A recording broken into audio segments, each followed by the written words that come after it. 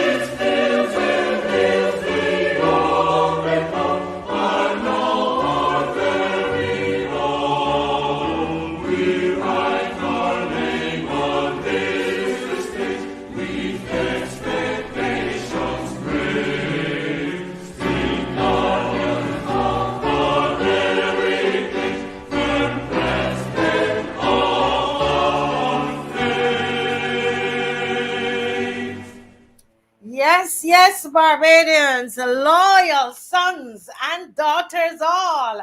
Yes, yes, yes, yes, yes. That's who we are. This is the Marcia Week Show, and we are coming to you live from Barbados, and you're looking at the national flag of Barbados. Yes, this is what it is. And you just heard the national anthem of Barbados. Isn't it a wonderful anthem? Beautiful anthem. Oh my goodness, we are excited tonight. The loyal opposition, are you ready? Come on, let me see thumbs up. Give me some thumbs up in the comment section. Loyal opposition, fall in line. Man, Dave, you have that song, Dave. That it says opposition, fall in line. We have that one. We have that one. Lord, man, we gotta play something else. Listen, Lucinda Allen, there is nothing stopping this train. Nothing stopping this train, Teroni. Oh my goodness. Listen, I tell you. Listen, when things happen somehow, because your dependence is on God, you get a strength. And we know what we're about, don't we? We know whose we are and we know what we're about. We understand what is going on. Ay, yay. Woo! God's own child, good evening. You feeling a strength? Are you feeling a strength? Oh, my Lord. Oh, Judy Jilks. Good evening, Judy. Chantel Williams, you feeling that strength? And that strength is coming from a sense of purpose. That strength is coming from an understanding of who we are. Loyal opposition. Fall in line. Come on, man. Come on. Queen D. Look, Queen D have liked and shared already. Queen D have liked and shared already. Let me march. Barbados. Time for people get up and make a organize. Time to wake Now up. them come from country and town. Kick down Jericho wall. Opposition fall in line. Politicians run and ball. One by one, brick by brick, they crumble and fall. At the voice of the Almighty, and the trumpet call. Lies and corruption, and this administration. Lies and corruption, beer abomination. Lies and corruption, poverty and frustration. Lies and corruption, washing up the nation. Lies and corruption, and this administration. Lies and corruption, beer abomination. Lies and corruption, poverty and frustration. Lies and corruption, washing up the nation. Vaccines can't left in memory. TRIDENT ID won't be mandatory. Pin it, change them up on the elderly. Make me feel vote, then treat you like enemy. Let me march.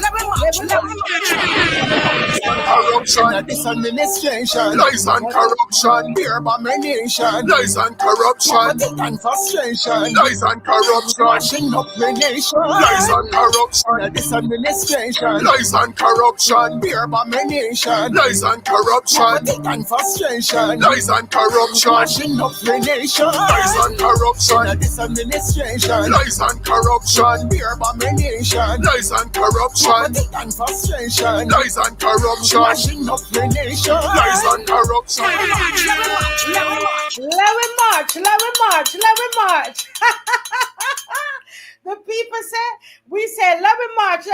And the people say, you're going to march in your house.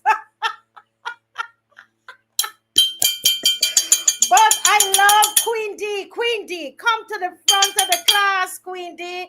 Queen D said they can't stop us from making noise on the show. If you're in your house, once you're not anywhere, you're gonna disturb somebody. Can you make some noise?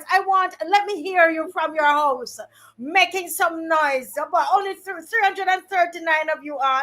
Tonight might not be necessarily a big night. We don't know. But listen. That is a call for the loyal opposition.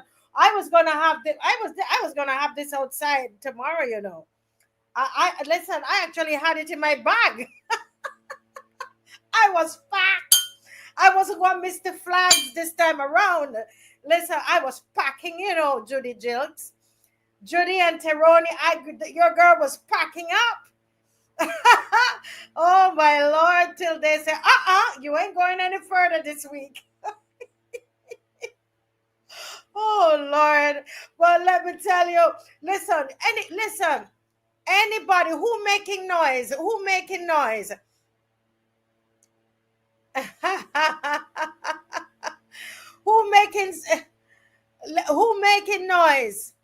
As Teroni said, no retreat, no surrender. Listen, I'm gonna make. I don't know. Y'all making noise? Let me see those who give me thumbs up if you made it. Give a big shout in your house, man. Beat the table. Do something. Do something, people. So one more time, loyal opposition.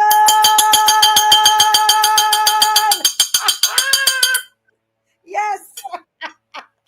I credit that with Miss Rose Corbin.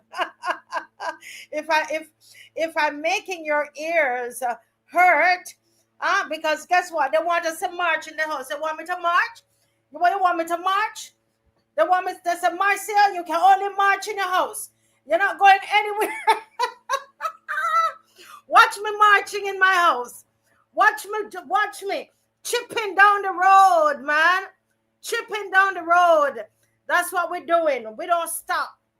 We don't stop, people. We don't stop. Yes, greater is He that is in us. We don't stop. We understand purpose, Mildred. Come on, Mildred. Judy said she was coming with a saucepan and a big spoon. Well, you take it out and you beat the saucepan and the spoon in the house. Yes, anytime we're on YouTube, it's big. Anyone will see and hear us. That's why we like and share. Pause right now and like and share, because I know some people are going to be at CARIFESTA, and some people are going to be at the DLP has their annual conference tonight. Okay, so members of the DLP, they're at their annual conference, which I think the Friday night is open to the public, and parts of Sunday. Okay, but it's basically a closed conference for the members of the DLP. All right. So as you know, we represent all parties on this platform. All right. So I know what's gonna, but we're gonna have a nice family time tonight. We having a nice family time tonight. Heathcliff. Heathcliff said the government doesn't want to be embarrassed during CARIFESTA. I can understand that. But guess what? We would all have been proud to be out there at CARIFESTA. We would have even said, listen, we're going to put on a whole march for CARIFESTA if the government was behaving themselves. You know that. If the government was behaving themselves, I would say, listen, Carl Roberts, I'm going to take care of Saturday morning for you. And we're going to put on a big march for you on Saturday morning, showcasing the beauty of Barbados. But they're not behaving themselves. They're trying to be on their best behavior right now. You see? Yes.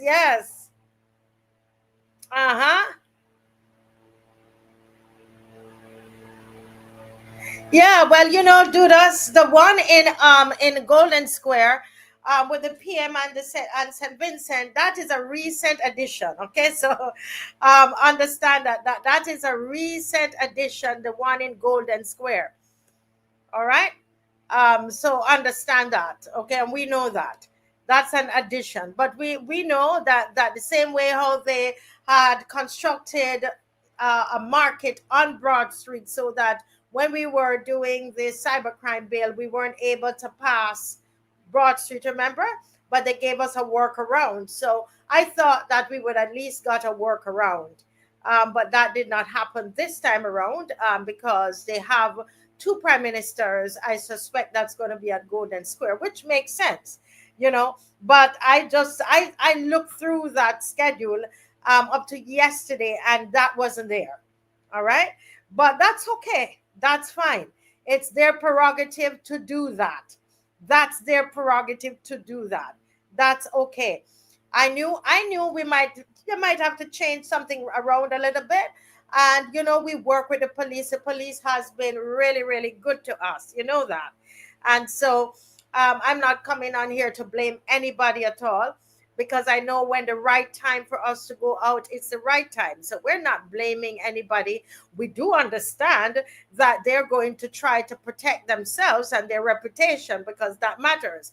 And they would not want us to be on the street with the Gonzales seeing that, and Cranston Brown, what's his name, Gladstone Brown, the PM for Antigua, right? The one that looked like little Hitler with his with his thing there. He's kind of funny too. But I understand that, and that I understand it. But what I want to say to the government is that we don't need to.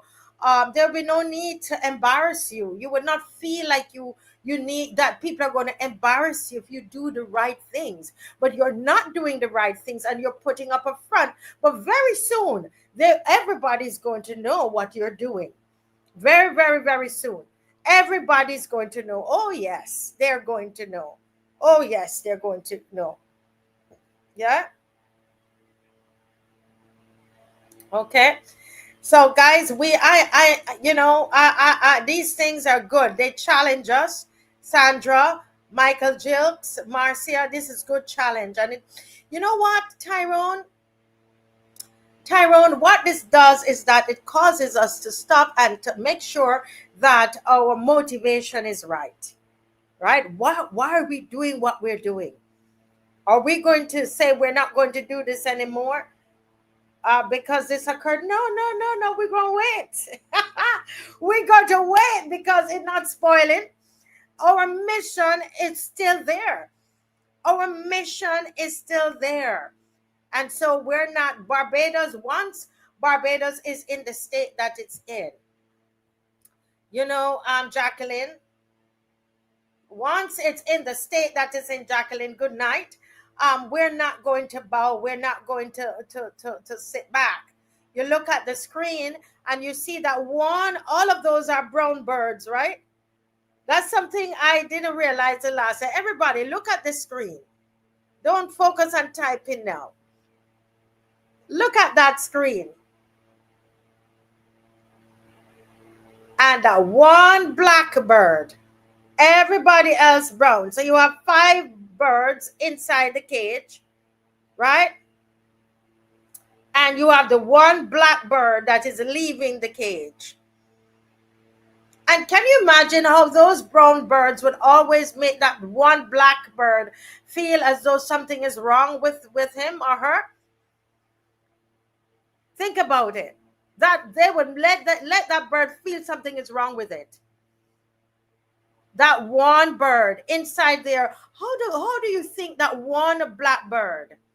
The blackbird has white under the belly, right? Queen D and John Hurley, good night. Shirley, good night. They have the white there. They have a beak. They have the eyes. They have their wings. They have feet. The only thing that's different is their color, right? And also the size. I don't know if it's from where they are, where we're viewing, but this bird seems smaller than the others. So I want you to imagine how this bird, what's going through this bird's mind, if the bird could think, and locked in a cage with these other 5. What do you think? Let me hear some of what you think. What do you think will happen to them?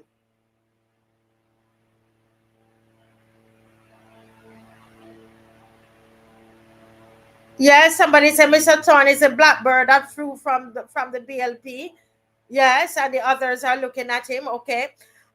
Tyrone is saying it's freedom. But I want you to think what kind of pressure, what do you think the brown birds would be saying to the blackbird before that blackbird flew out of the cage? We're having an interactive session tonight, man. Talk back to me. Type back to me. Huh? Yes, Tony, they would harass him. They would harass him. What do you think that they would be saying to this blackbird inside that cage? Come on, talk back to me. What do you think they would be saying to this blackbird? So this one blackbird is in there. There are 5 brown birds, brown and white, and 1 black and white. Yes. They would discourage him, right? They want to come, but they're frightened. Yes. Thank you, Vihoy. Now, Vihoy, come to the front of the class. This is what I'm saying. The blackbird, the brown birds probably could be saying to the one black and white bird, who do you think you are? Because you know that little tiny bird inside there will be mouthing them and telling them that it's time for them to get out. You don't think that that little bird in there going to be giving them pure lyrics and annoying them and harassing them? And then they would be saying, who you think you are? Who you think you are? You think it's safe to go up there? You go up there and no, let me hear you tell me. I'm not going to tell you. What could they be saying? Ah, Colin King. Come through, Colin King. You don't belong in here.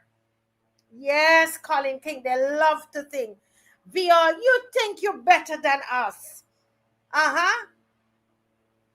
Liana Bell said, keep quiet and don't upset the apple cart. Yes. It's true, you know. Liana, it is so true. Yes. Yes, the blackbird is not afraid.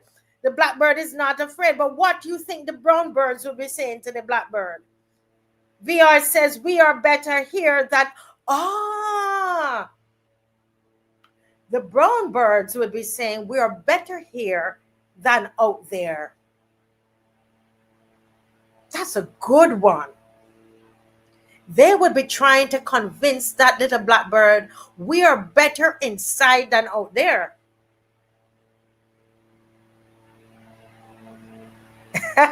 He said, somebody say they want freedom. They want freedom, but they probably don't even know what it is. They want something. They don't know what freedom is. And the poor little blackbird probably inside trying to tell them.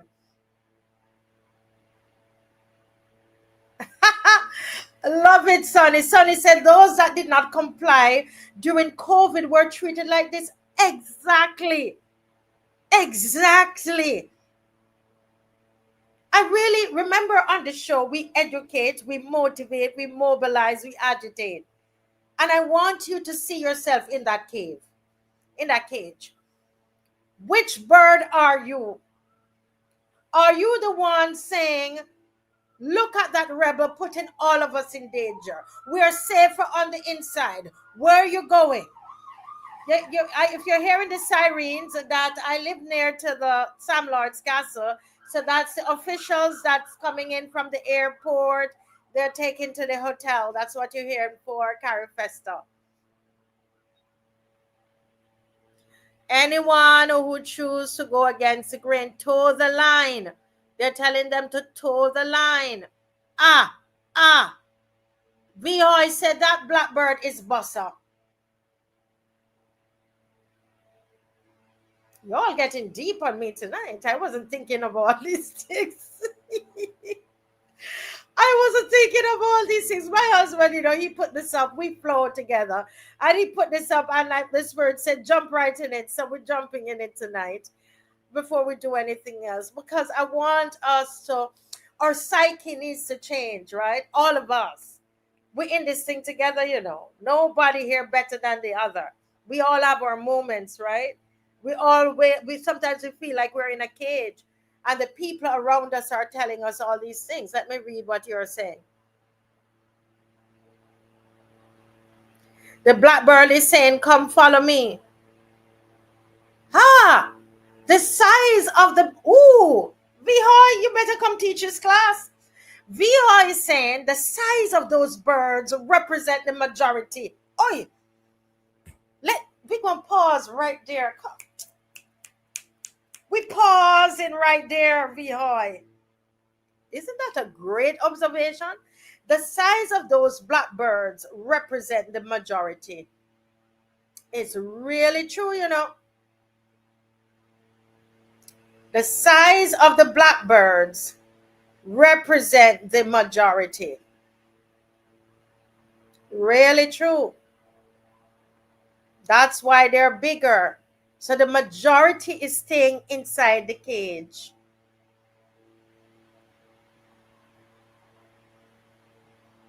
Queen D says, I am the blackbird. Teroni say, I am the blackbird. Jacqueline say, I am the blackbird. I take my chances. The small bird. Thank you, Vihoy. Vihoy, you're teaching this class. The Vihoy said the small bird shows how very few will risk to dare others. Very few. This picture is very deep, you know. Very few. The majority stays in the cage. And when you look at it, it seems that this one blackbird is wrong, right? But the majority, so sometimes when you see the majority, what the majority is saying, it looks like it's right. But a lot of the times it's not so. What's Izzy saying? They'll tell him or her, you go ahead, we are behind you. Sorry. Izzy, you let me laugh out. Everybody read Izzy. Izzy say, or they will tell him or her, you go ahead, we're behind you. But when the blackbird look for them, they are nowhere to be found. Izzy, you know my people too good. Izzy. Izzy, why you don't leave the people alone? Izzy, but it's true. It's true. Oh, good night, Mavis. You come to the class late.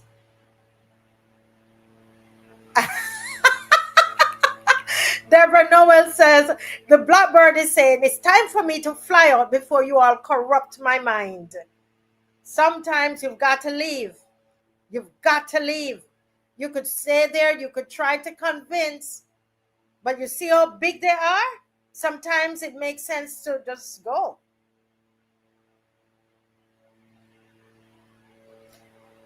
Tony Paris says we are in a cage or barrel. Explain, Tony. Sonia Perch, good night. You're late to class, Sonia.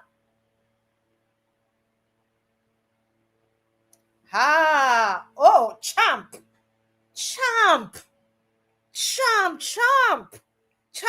You champing. Champ said the cage birds are well fed. And you wrote feed, but I know what you mean. Fed. Isn't that true? The ones that keep their mouth shut, they get the contracts, they get the grants, they get the promotion, they get all of that. Isn't that true? Tony Paris says, I am that blackbird. Yes, they're frightened.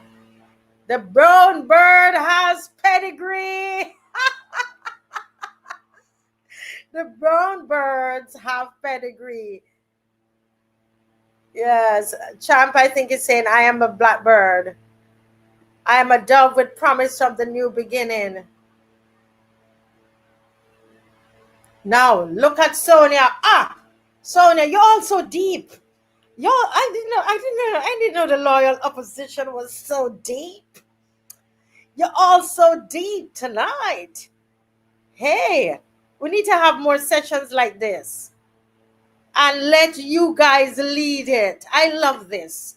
Sonia said, when the blackbird come together, they are a huge flock. Now, how many of you know, Sonia, you are so right. Because that blackbird leaving that cage might think that they're the only one, but there might be other blackbirds out there, you know. Just like when I started out on this here, the protest marches, you know, I went out there by myself. One person with a placard, right? And then look, all of you are coming with me. Don't mind. They say, what did the senator say? It's a small little group. It's a minority group. They say, like the blackbird. We're like that blackbird loyal opposition, the minority group, and they laugh at us. But they don't know there's so much out there. We're finding our counterparts in St. Vincent, in Jamaica, in Trinidad, in Canada. There are lots of people out there like us, you know. Yes, the majority is not always right. Ah, they are afraid of losing their power. That little blackbird lost they have it has lost its fear. No fear.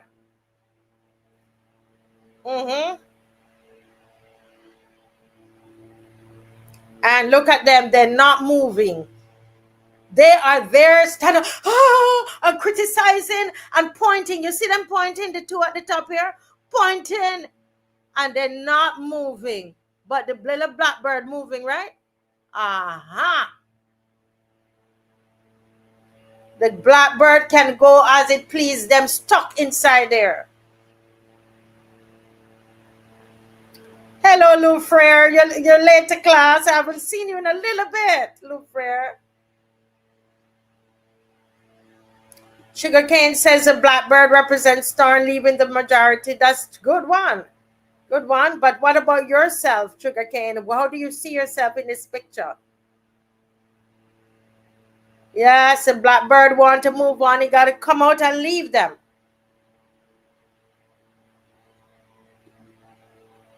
Yes. Now, Tony's saying, the birds in the cage will stay even when the door is open for them. And I'm going to tell you a little story about this. Right? Yes, Dave, come to the front of the class.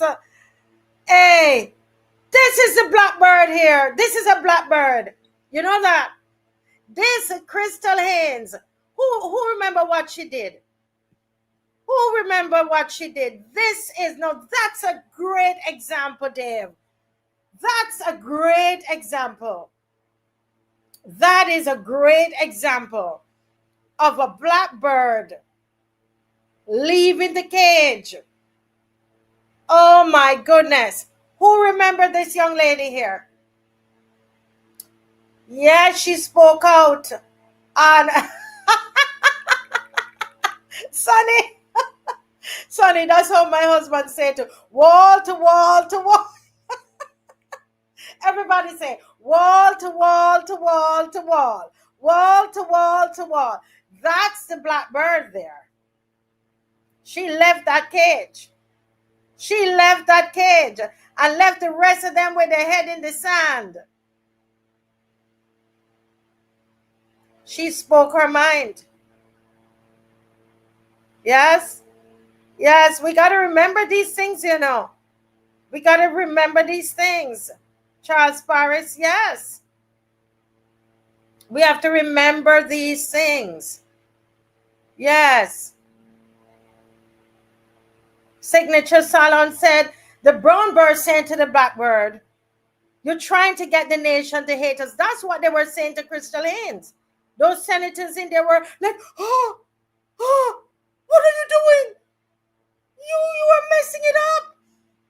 You're going to let the people hate us. Right? That's it. That's what they were saying, signature to Crystal Haynes.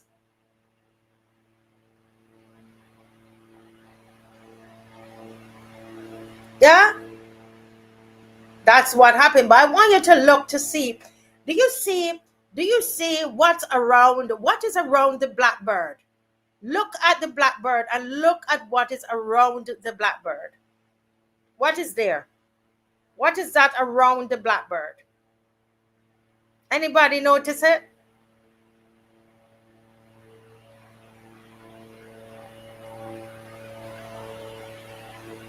Anybody can tell me what is around the blackbird? Light. Woo! Come on now. Come on now. You're all preaching. You could all take up an offering because you're preaching good. Vihoy light. Light. Light. Light. Oh my goodness. Light. Ah, yes, she's a glow from heaven. Yes, light, the sun, a holy halo. Come on, guys. You're flying up into the light. The light is illumination. Huh? The light is guidance. The light is power. The light is energy. The light is strength. The light is like electricity. It's energy. It's power. It's God. It's the light. Oh my goodness. The power from within. Yes. Yes. The light is in us, guys. Yes. Freedom. Yes, Sam Igbo. Freedom. Freedom. The light is truth. The Pauline Holder said the blackbird saw the light and is moving out of darkness. Darkness is ignorance. Darkness is ignorance. You've got to educate yourselves. All of you now talking about Section 52B. We didn't know about that. If we weren't educated on Section 52B, we would not know. And that's what we do on this show. It's moving towards the light. We are in the light, loyal opposition. Huh? Yes. Yes. Yes. When we choose to lose the shackles from people, we become freer and lighter. And lighter. Huh? And let me tell you something. Educate, motivate, mobilize, agitate. That's it. We are in the light, loyal opposition. We are in the light. Wake up to the light. David Hurdle says, the blackbird has tasted freedom before and know of its importance. The brown birds only know the slavery they're now used to. They're probably saying, go back where you came from. Look at the rebel putting us all in danger. Go back where you come from. Huh? Is that what they're telling me? Oh my goodness. We live in a world where the intelligent must keep quiet so that the stupid will not be offended. Isn't that true? When you're at work and you're talking to the people, they tell you this. When you tell them you listen to the Marcia Week show, they say, go away, that is a gossip show. Marcia Weeks tell pure lies. Glenn Murray is telling lies. Maxine McLean telling lies. Don't listen to that show. She's politically aligned. Marcia Weeks take money from people. Marcia Weeks has been sponsored. Marcia Weeks is a political whatever. That's what they tell you, right? And they want you to keep quiet so that the stupid will not be offended. In the light, you see the truth. Huh? Yeah, look at them talking around thing. Go ahead, David. If the people stand up, right? The party is over. You see how they're having a party? This is a party that they have in here. And this is what I'm saying to you guys. Let's think about this like a political party, right? Let's see this like a political party, folks. Yes? When the people stand, all of that party that they're doing is over, regardless of what it is, BD, UPP, whatever party it is. Because it's not about a party. I know right now they're doing all of this CARIFESTA. We just came out of Kaduna. All of this is so that we sit down eating and having fun and skinning our teeth and being entertained. So we're going to be entertained all in the month of August. Watch what they're doing in the month of August. 5 bills, y'all. 5. That's why they hate the show. They hate the show. They would want me to leave Barbados. They would want to see the show shut down. They would want to see Glenn Murray no longer come on the show. They would like to hear that Maxine McLean isn't coming back on the show. They would like to hear that there is a rift between all of us and we don't want to do the show anymore because they're afraid of it. CARIFESTA is going on, but we're not stopping because we know that that is just a smoke screen. They're doing a sleight of hand. Yes, they have their parties on our backs. Look at that. They are having a party. They're having a party, and we are carrying. Guess what? The money is on our backs. All of the taxes that they're spending right now for CARIFESTA comes from us. They're eating big chicken and wine and everything. And guess what? We are the beast of burden. We are the beast of burden, bending down for them to hold up what they're doing. Yeah? This is us here. This is us here. That's us. But one day coming soon, Barbados,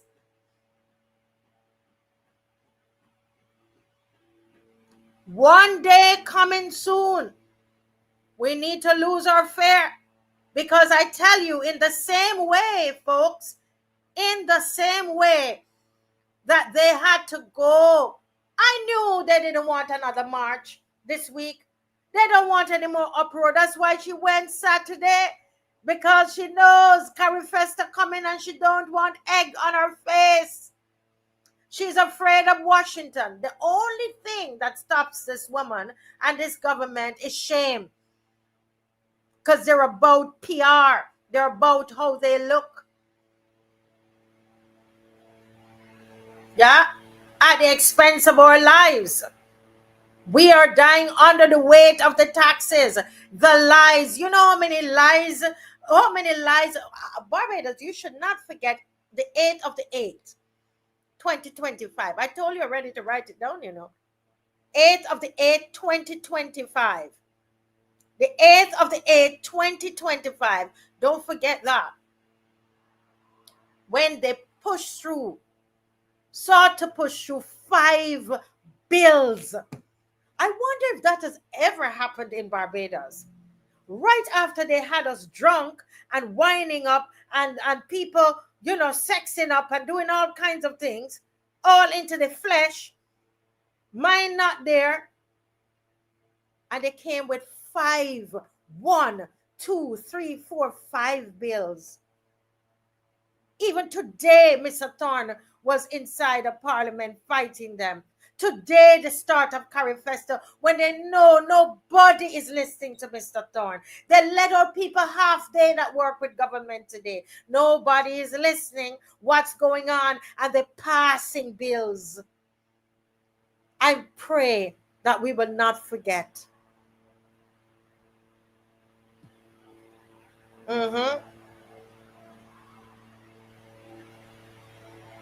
Yeah. What Izzy says, when I saw the previous graphic, it brought to mind that the masses only get the crumbs that fall to the ground. Today we went to a particular business place and we saw these men, strong men, and they were lifting up bags of, look like feeding for, you know, like for chicken feeding, and you could see the sweat. They're in the sweat, and these black men, and they're putting it on the trucks, and of course, you know who owns that kind of business. And Dave and I were saying, look how they're working hard in the sun for nothing. The amount of money that they are working for is nothing. And then you saw this woman came and she picked up the big bags of, look like feeding, like big bags that the men were lifting up. She lifted them and put them in her truck, several bags. And I said, Dave said, Marcia, look how hard the people are working, sweating. One man looked like he sweat and dry back. You know, you could see how the sweat, the ring of the sweat, all down to his pants there. into his shirt, and it's just pouring off of him. And he probably has children at home, and he has to do that by the sweat of his brow and working for little and nothing. And these people are putting on these big events. They spend millions of dollars, Teroni, Ivar, Taylor, Randall Bushell. They spend millions of dollars like it's nothing. We heard that up to today, the festival started today, and they were paving the road in Botanical Gardens. Consider that. They are paving the road in Botanical Gardens, and there in St. Joseph, there's a mighty, mighty, mighty hole that can fit several of us there. And they told them what? It would take a year. And I guarantee you, they will not make a cent from Krapover, from CARIFESTA.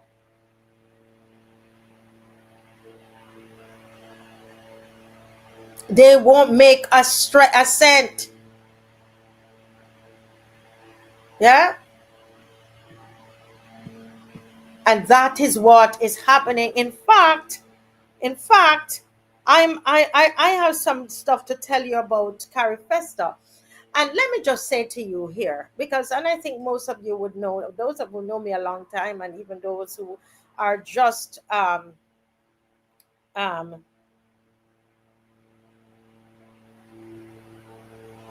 yes, I want to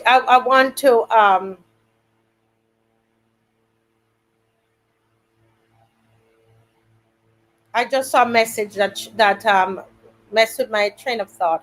But I want to talk to you a little bit about CARIFESTA.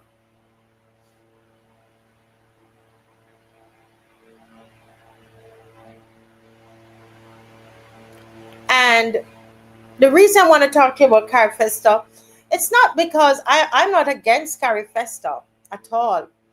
I'm an arts person, and the last time CARIFESTA was here, I went to some of the events, etc. It's usually something that's not well attended because it's not properly advertised, which we all know. This wasn't properly advertised. It came right after Crop Over, and we're spending a whole lot of money that we don't have any business spending. We don't, especially when you're going to tell the people in St. Joseph that you can't fix that bridge until a year's time. So they need to drive out their gas, right? They need to add another, Dave, what is it? Another 25 minutes on their journey to town. Could somebody, you can write it in the chat for me, those of you who remember what they said, so we don't tell any lie on the people. Yeah. So this is what they're doing now, because they will say that we're fighting on CARIFESTA. No, not at all. I love CARIFESTA. I love festivals, and I love the Caribbean. I'm a Caribbean girl. But because of what we are dealing with right now, unfortunately, I've got to pay attention to them, because what they do is like a sleight of hand. When you're watching the 3-card man, you ever watch the 3-card man, and you can't really win, because they're moving their hands so fast. There's a sleight of hand. There is a deceit that is going on, and I'm saying that the government is doing a lot of deceitful things right now. Right? There's a lot of deceitful things that are happening now, right?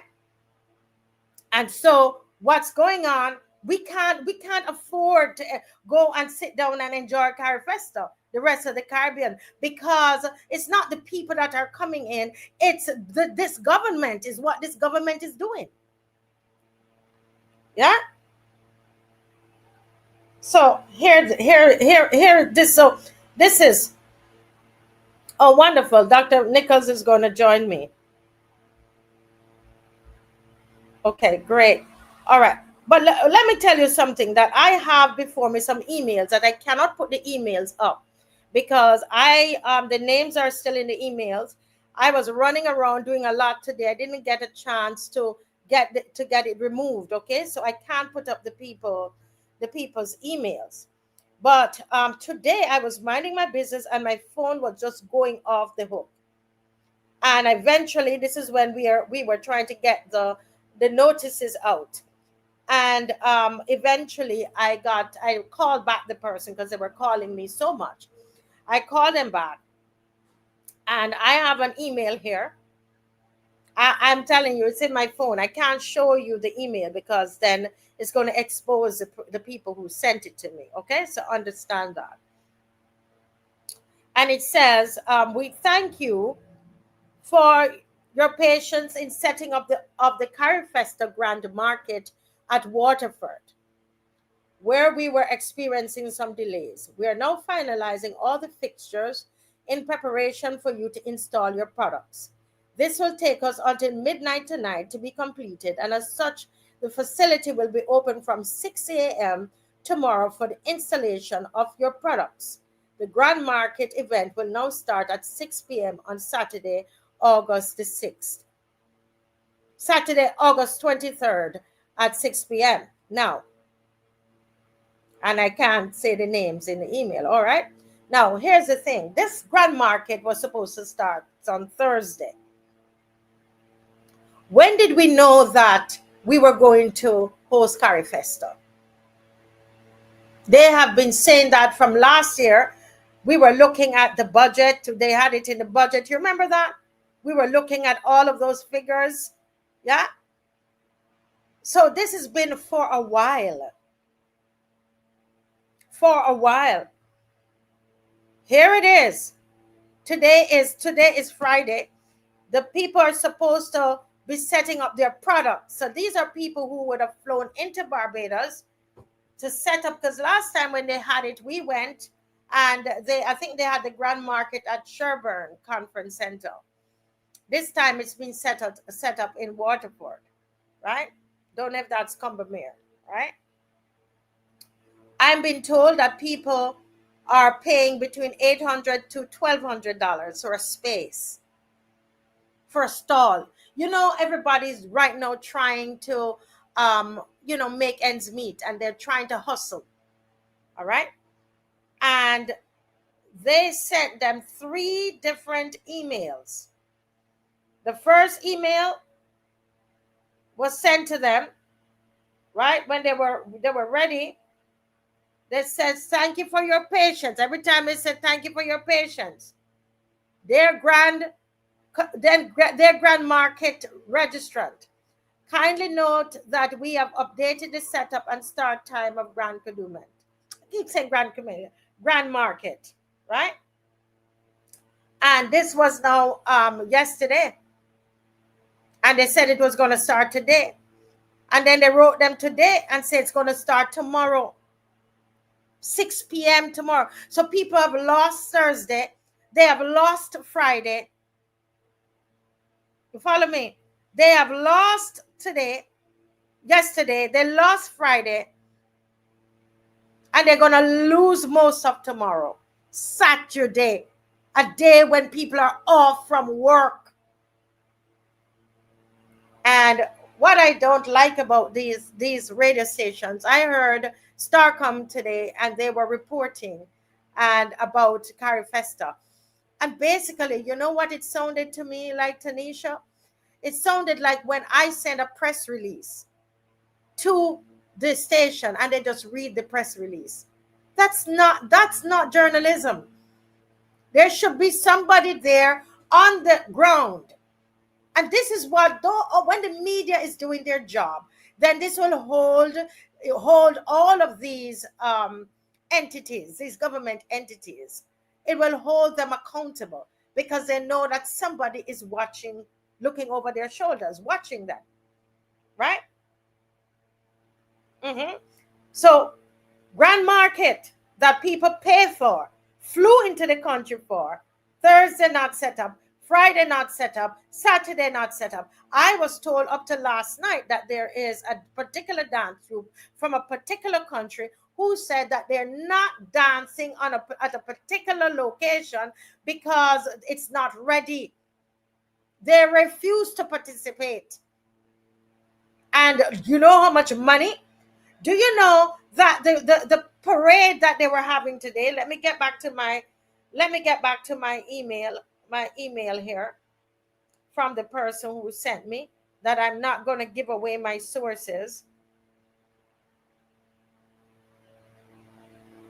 Right? The costumes. Listen to me. The parade that they had in town today, right? They had little children that they're supposed to supply them with costumes, right? So at 2:16 today, they did not receive the costumes yet. Yeah? Right? The start time is 3 p.m., you know. And at 2:16, the costumes did not get to them yet. They had just arrived. Right? Somebody wrote, costumes aren't ready. If them don't come on time, the children won't have any costumes to perform in. This is what the NCF is doing, and the Ministry of Culture. And guess what? It keeps happening. I am reading you what they sent to me. Okay? This process is very disorganized. They said the Prime Minister warned 200 stilt walkers, and up until the same day as CARIFESTA opening, nothing is finalized. This can't be the same festival which Barbados knew it was hosting ever since, and still behind time. And then I got a message at 2:26. The costumes finally came and all the sizes are mixed up. At 3:11 p.m. today, the roads at Botanical Gardens are still being paved. These are the people that are running the country. This is a quality of leadership, the quality of administration that we are getting. This is what is happening. This is the quality of leadership, the quality of governance, that you're going to have performing groups coming in from overseas. Some of them, they don't want to perform because the spaces are not ready. They will need to rehearse. Dancers have the space.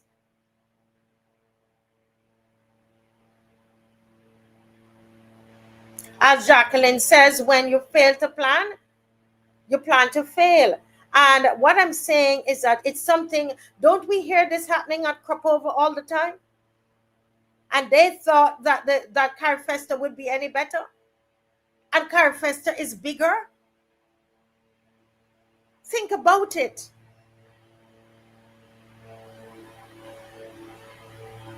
M. Gardner, see what I'm telling you? I didn't know. I don't even know. I don't know if I know. M. Gardner says some of the costume armholes were raw. That just came. They're not finished. When did you know you needed costumes? And this is what we're saying. Now, somebody said, look at her. She's there decrying, crying down CARIFESTA. No.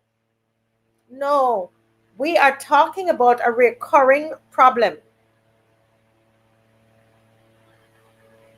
Correct, Marcia. This is Carol Festival again. Disorganized. Carol is a great broadcaster. She speaks well and reads well. I used to love to listen to her when she does fantastic interviews, especially one-on-one interviews. Honestly, she's very good at that. You have to give that to her. But she's clearly not somebody who can organize. She cannot produce events. Bottom line. They leave everything to the last minute. Yeah?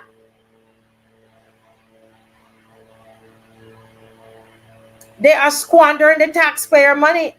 And yes, we used to know what the budget is, because I remember on the show that we went through that and we were looking at the budget for CARIFESTA and how much money. We did that early in the year. And I think it must have been in March when they were doing, if somebody can get the budget for me, Well, what I do know, I needed to say to you that Glenn Murray is going to do a full breakdown for you on Monday and let you see. And Glenn Murray, like myself, is somebody who is into culture. And, you know, he was played an important role in establishing the Independence um, Festival, and in particular, the Parish Festival. So it's not, Glenn Murray is not somebody who is not acquainted with festivals and budgets and how festivals are supposed to be run. You know, I produce many productions over the years, over 50 something live productions. So I'm saying that if you know that you had something like this happening, why up to costumes, when you see something like that happen, trust me, believe it or not, it's chaotic. People have paid, right? People have paid money for their stalls. They come in, fly in with their products, and this is 2 days gone and they can't set up. Yes, and 3 days, right? Because by 6 o'clock in the evening, you have lost all of Saturday. They would have to give me back some of my money. I'm sorry.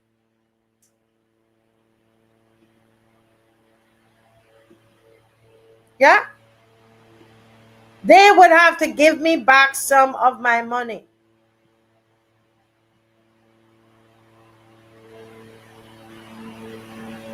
Look at this. So this, what we were saying is like, why are we spending all of this money for CARIFESTA?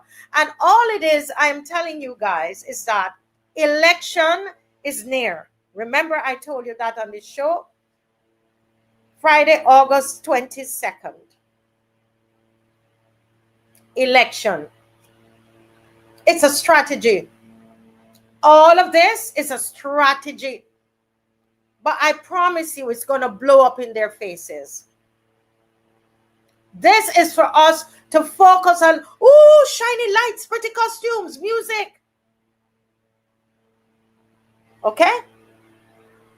Election is going to come before the year is up. Already, you see, they are going around and make it say you have to make sure that your name is on the voters list. Huh? Someone from overseas that work in the same government, we got word that get ready. Election is happening before the year is up. There is a strategy. So I am not on here because I want to kill CARIFESTA. But because of the sleight of hands, Calibi, I see a sleight of hands going on here. There's some trickery, some sorcery going on. They're moving things around. They're planning. This is all in the election planning. It is a strategy.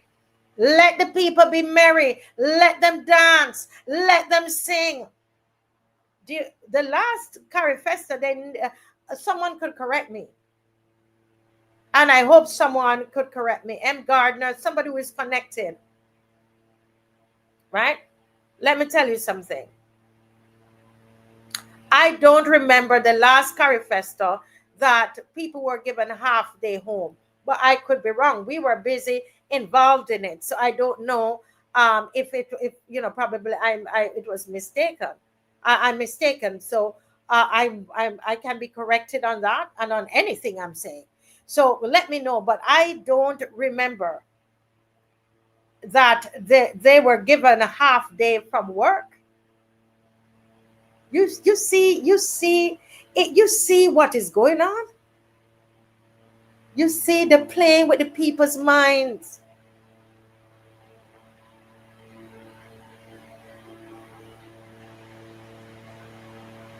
Huh?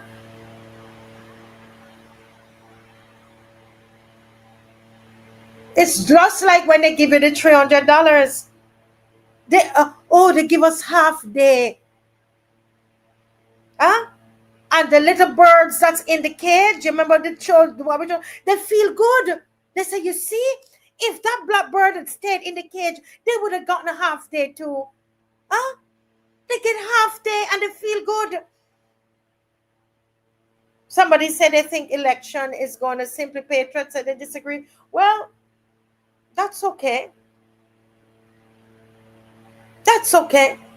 But I will stand to be corrected. I'm sticking my neck out and believe that it's going to be this year. Based on what I'm seeing and what I'm hearing, I believe it's going to be this year.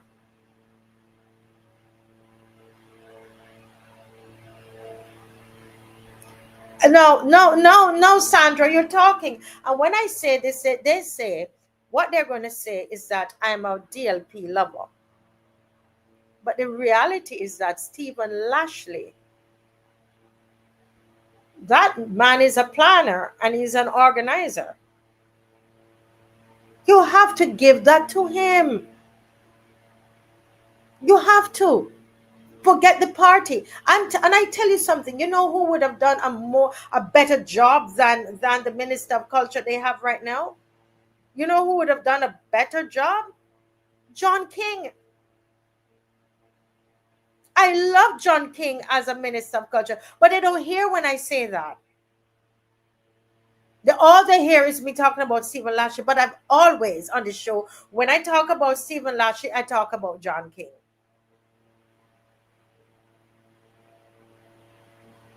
Those were two great Minister of Culture for different reasons. John King, because he was an artist as well, and he loved the people. He loved culture. He loved John King. He loved culture. He loved the people. He's committed. Stephen Lashley is an administrator. He's a visionary. He's a planner.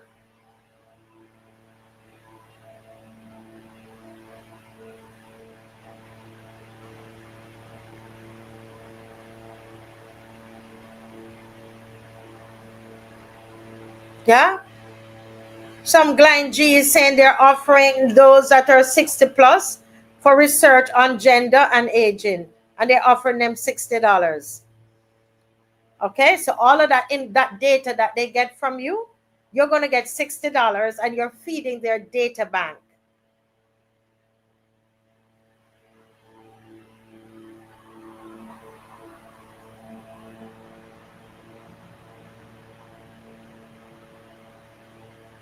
Yeah.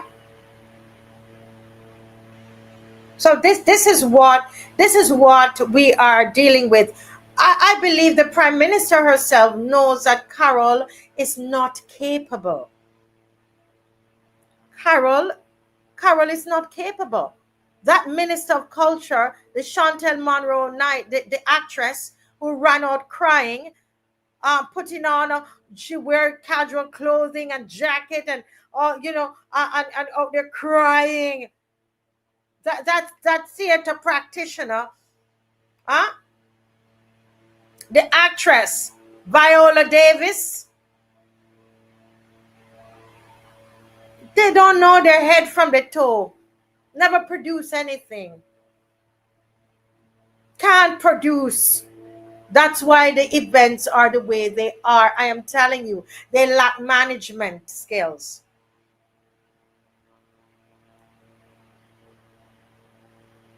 Yes, she is a waste of time. Tanisha, it is a buying of the votes in a smart way.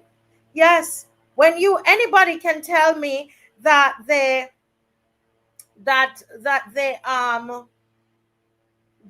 last CARIFESTA we got half day. Anybody? Dave, if you see that comment, I can't recall that. I think I've been here. I was here for two CARIFESTA already. I'm not sure. Or probably just one. Listen, that she's a waste of time.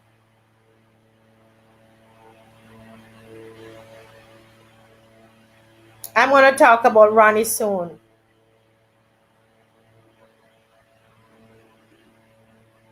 The last regathering is when Simply Patriot, all of that is preparing for the elections, you know, all of these regathering. How many more regatherings we have? Simply Patriot, you seem to be following. How many more we have?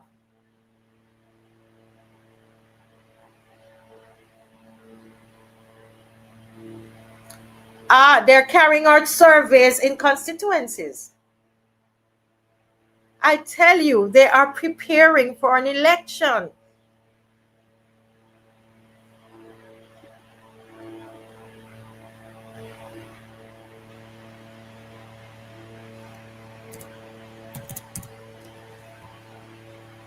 Yeah? So, election is coming.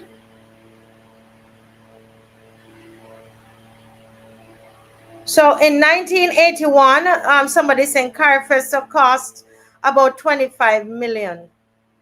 You really think we should be hosting a CARIFESTA right now? Just think about St. Joseph. I know a lot of the people in St. Joseph. Somebody told me today that, Marcy, I don't know if the people in St. Joseph are going to be, because we want to have a roadside parliament in St. Joseph, right? And you know what somebody from St. Joseph says to me? Marcy, I don't think the people from St. Joseph are going to come to that roadside parliament because they're committed to the government.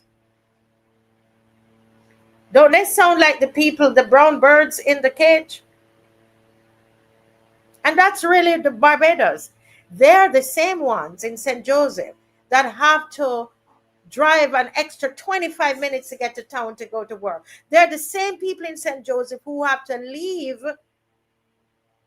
who said they're going to move out of St. Joseph, who don't have, the ones that don't have any water. And they have to walk up the hill with the water on their head. And the person said, Marcia, everybody down there, they know that you want to get rid of the government. So they're not going to come near you if you do an event there. Really. This is a government that has, that, look at your road. Majority of your roads are terrible. You have a crater in one of your bridge. The bridge is falling down. Can hurt you and your children. And you're so committed to the government. Oh. That is sad. That is sad. That is sad. Ivor said there are three more. There are three more regathering. You know how much money they're spending on this regathering? Wasting of money. Wasting. Look at the condition of our, this is what our people have to deal with. No running water. And I said to the person today, I said, listen, I'm not talking to you about they're talking about a representative. I said to them, I'm not talking to you about a representative. You understand? I'm not talking to you about a representative. I'm talking to you about us. I'm talking to you about us, the people coming together to solve our own problems. I'll give you this short example, and I shared this example with them. I said, think about on my street here, leading to Sam Lord's, when they were getting ready to open Sam Lord's, they decided to dig up a very good road where we live. Nothing really was wrong with the road, but because they're bringing a hotel there, they decided then all of a sudden we are going to get new roads. All of a sudden we are going to get a gas line. We're going to get natural gas. All these years, I have lived here 20-something years. We couldn't get natural gas. But because they were going to now open Sam Lord's Castle, we were now okay for us to get a gas line. And let me tell you, the dust, we were changing curtains. We were going to the doctors. Some of you heard me tell the story. The children were sick on the street. Little old ladies who used to sit on their verandas now have to stay inside. The dust. When I tell you thick dust, even my own husband, the doctor, had to come and visit him at the house here. We couldn't open the windows. And those people refused. They refused to bring water to wet the roads. I know of other areas in other communities with people that don't look like us. And every minute of the day they have water trucks. And they refuse to bring the water trucks. Why? Because of the people around here. And we, the people, got together. We put signatures together. We called brass tacks. We used every method and means that we could. We didn't call the MP. You don't get it in your head yet. We did not call the MP. Because the MP is in bed with them. We called them, we quarreled with the workmen. I called the company, email, and they came, and several times of the day they were telling me they don't have water. I said, you're going to find the water, because we're not going to give you any rest until you put the water out here. And every time they pass, they blow my house when they're passing with the water truck. 3 times a day, sometimes 4. The water truck is passing. Gave us an ease. And what am I trying to say to us? You got to do something for yourself. It's okay. I understand you want to write the MP, but don't sit and wait on that. There are ideas that we have about St. Joseph. We can come together at a roadside parliament and talk about it among ourselves. Why everything we feel we need the MP for everything? I'm not pushing the BLP MP or the DLP MP. The other person that I talked, they said, well, the DLP MP won't be around. But I don't care. We're not doing this so the no MP. We're not doing this so the DLP representative or the BLP representative. It's not about either of them. It's about the people of St. Joseph. And I'm being told they're not going to come, Marcia, because they think you are anti-government and they are with the government. You're with the government inside the hole? You and the government go huddle in the hole? In that bridge? You don't see the bridge breaking down.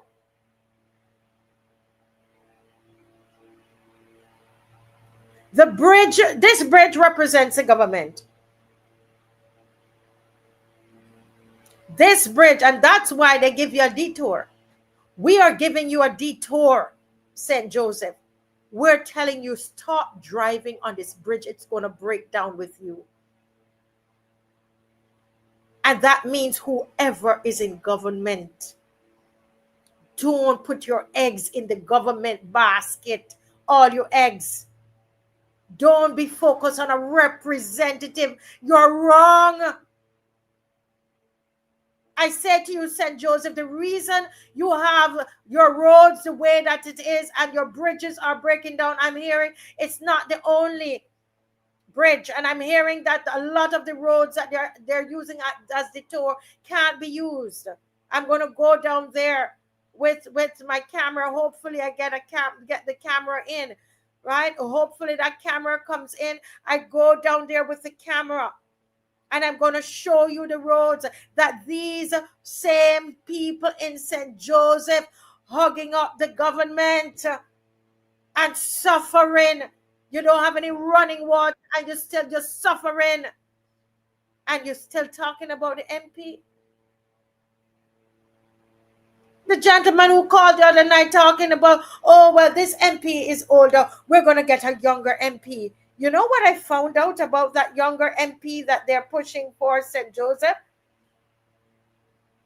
You know what I found out about them? Is that he was given a contract, a government contract, to do the community center. Do you realize the level of corruption that is going to be breeding? He has a construction company. And I don't know if this is the man that gave him the contract to do the community center that they have there in St. Joseph. Anybody can see that? I did accounting already. I can see the corruption that is going to happen. In St. Joseph, the biggest thing right now is construction going on. The MP that they want, the man that they want to run in this man's place, owns a construction company. And it is, I checked with Mr. Lewis, and I know for sure that he is involved in some of the construction work, his company in St. Joseph. It is being alleged that it's his company that did this. Do you see you guys, you're following with me? You're following me? Put on your thinking cap. Conflict of interest. Who you think going to get the let me show you his company. Because when I saw somebody sent it to me, honestly, I didn't believe. I sent it to Mr. Lewis. I can tell you one thing about Mr. Lewis. Mr. Lewis is a man of integrity. He's not going to be making things up. But when I showed him, he said, "Oh, yes, Marcia, it is true. It is true." Dave, look in your WhatsApp, because I can show you. This is the man's Instagram page. This is the man's Instagram page. Mr. Brathwaite. Right? Owns Hackleton Construction. He is supposed to be the MP that they're putting up, the representative. He owns a construction company. When you go down to St. Joseph, you are construction hitting you down. And they would seriously be picking up somebody who owns a construction company to be the MP in that area. Do you see? Anybody?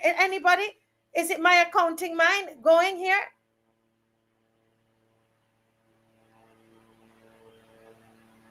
St. Joseph is a classic example of people voting against their own self-interest.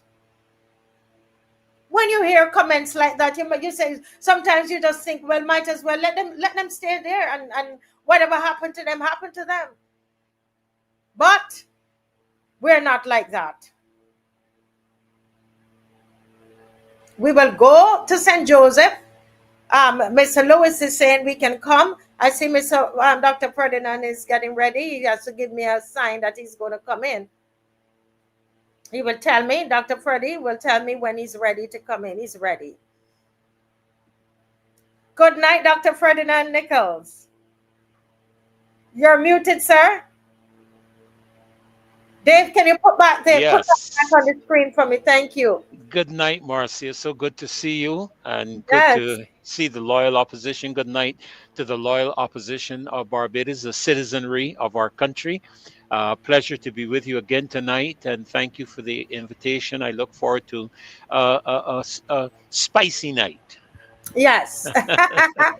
Well, tonight the DLP, they have their annual conference is going on.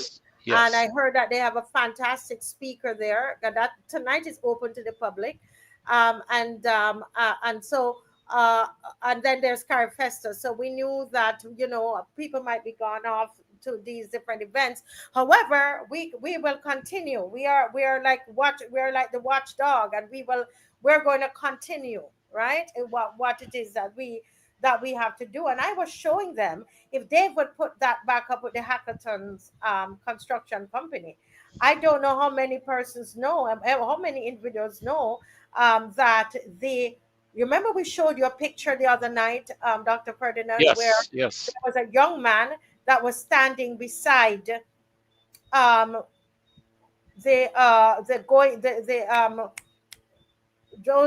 St. Joseph's MP, right, who is the Yes. Attorney General, and he's Mr. Brathwaite. All right. And my understanding is that he is the owner of this construction company. And I double checked it with Victor Lewis. And he says, yes, it's true, Marcia. And actually, this is a company, I'm being told, it's being alleged, this is a company that they got the green light. All right. Because you have to bid for these construction jobs, right? And so he got it. He won it. He won the bid. Hmm. He won the bid to build that center, right? The community center in um, Hillcrest Community Center. He got the bid, and apparently it's being alleged he's building another something else in St. Joseph. And I'm saying to Barbadians, I'm wondering if they are realizing,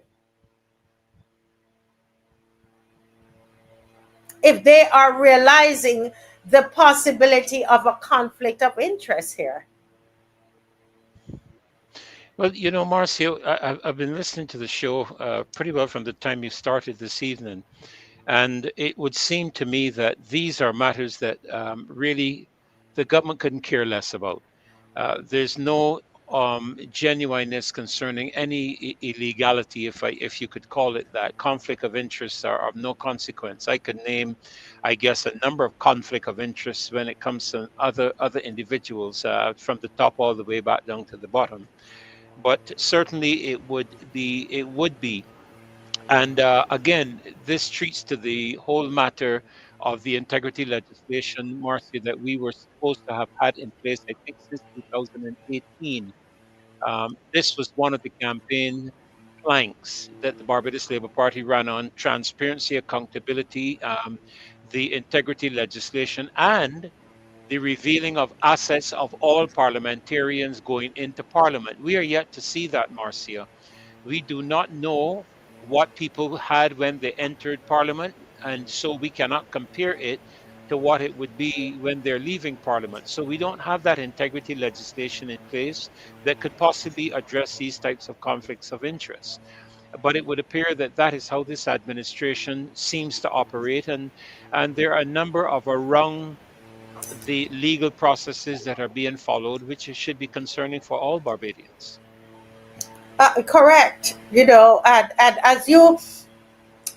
we're going to talk about the integrity in public life bill, Dr. Ferdinand, and I'm so glad it's a great segue into that segment of the show, because we're moving along quite seamlessly here now. But before we go, I see some comments here. Okay. Somebody was saying that the ceremony was like it was just thrown together. That this is they were talking, yes, about the CARIFESTA before we close it of this segment. And okay, Ryan Brathwaite is his name, yes, and he's winning. Is he? The question is he the one winning the bids for these construction projects? Um, in St. Joseph. That's quite interesting, right? Mm, right. Jacqueline Wayne said, Alan said, it's disastrous to run a country the way BIM runs. Why do they complain? Lying, conflict of interest, etc. It is a recipe for disaster. Yeah. And VR said, bid, right? Wink, wink. No bid. Yes, yes. I said the opening of CARIFESTA finished 45 minutes ago, and well, then there you go. Your money blowing up in the air again, blowing into the smoke, right? All right, but let's go, guys. Everybody with me, and I've been Dr. Ferdinand involving the people in the audience, and we've been having a fantastic time all evening. So I want to keep doing that. Um, though I'm happy to have you on, but we want to keep the people online, involved. So please help me with the comment section. Well, it is the loyal opposition's show. It Yeah, is where the people get to say, even though we are speaking on their behalf and we are presenting truth. I can't remember. I have to write it down that we're here to what? Educate, agitate. You have to help me with that. Emma. So if you remember, Uh-huh. we educate, we mobilize, we motivate, and we agitate. Okay. Yes.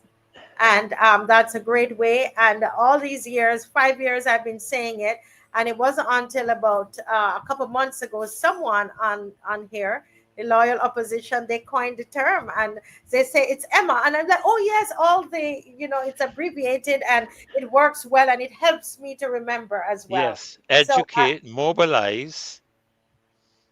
Uh-huh. And what's the yes, third one again? The next M, mobilize and motivate. motivate. Right. Okay, Yes, good. and then I got it written down now. agitate is the last one. Yes, yes. Wonderful. Yes. Wonderful.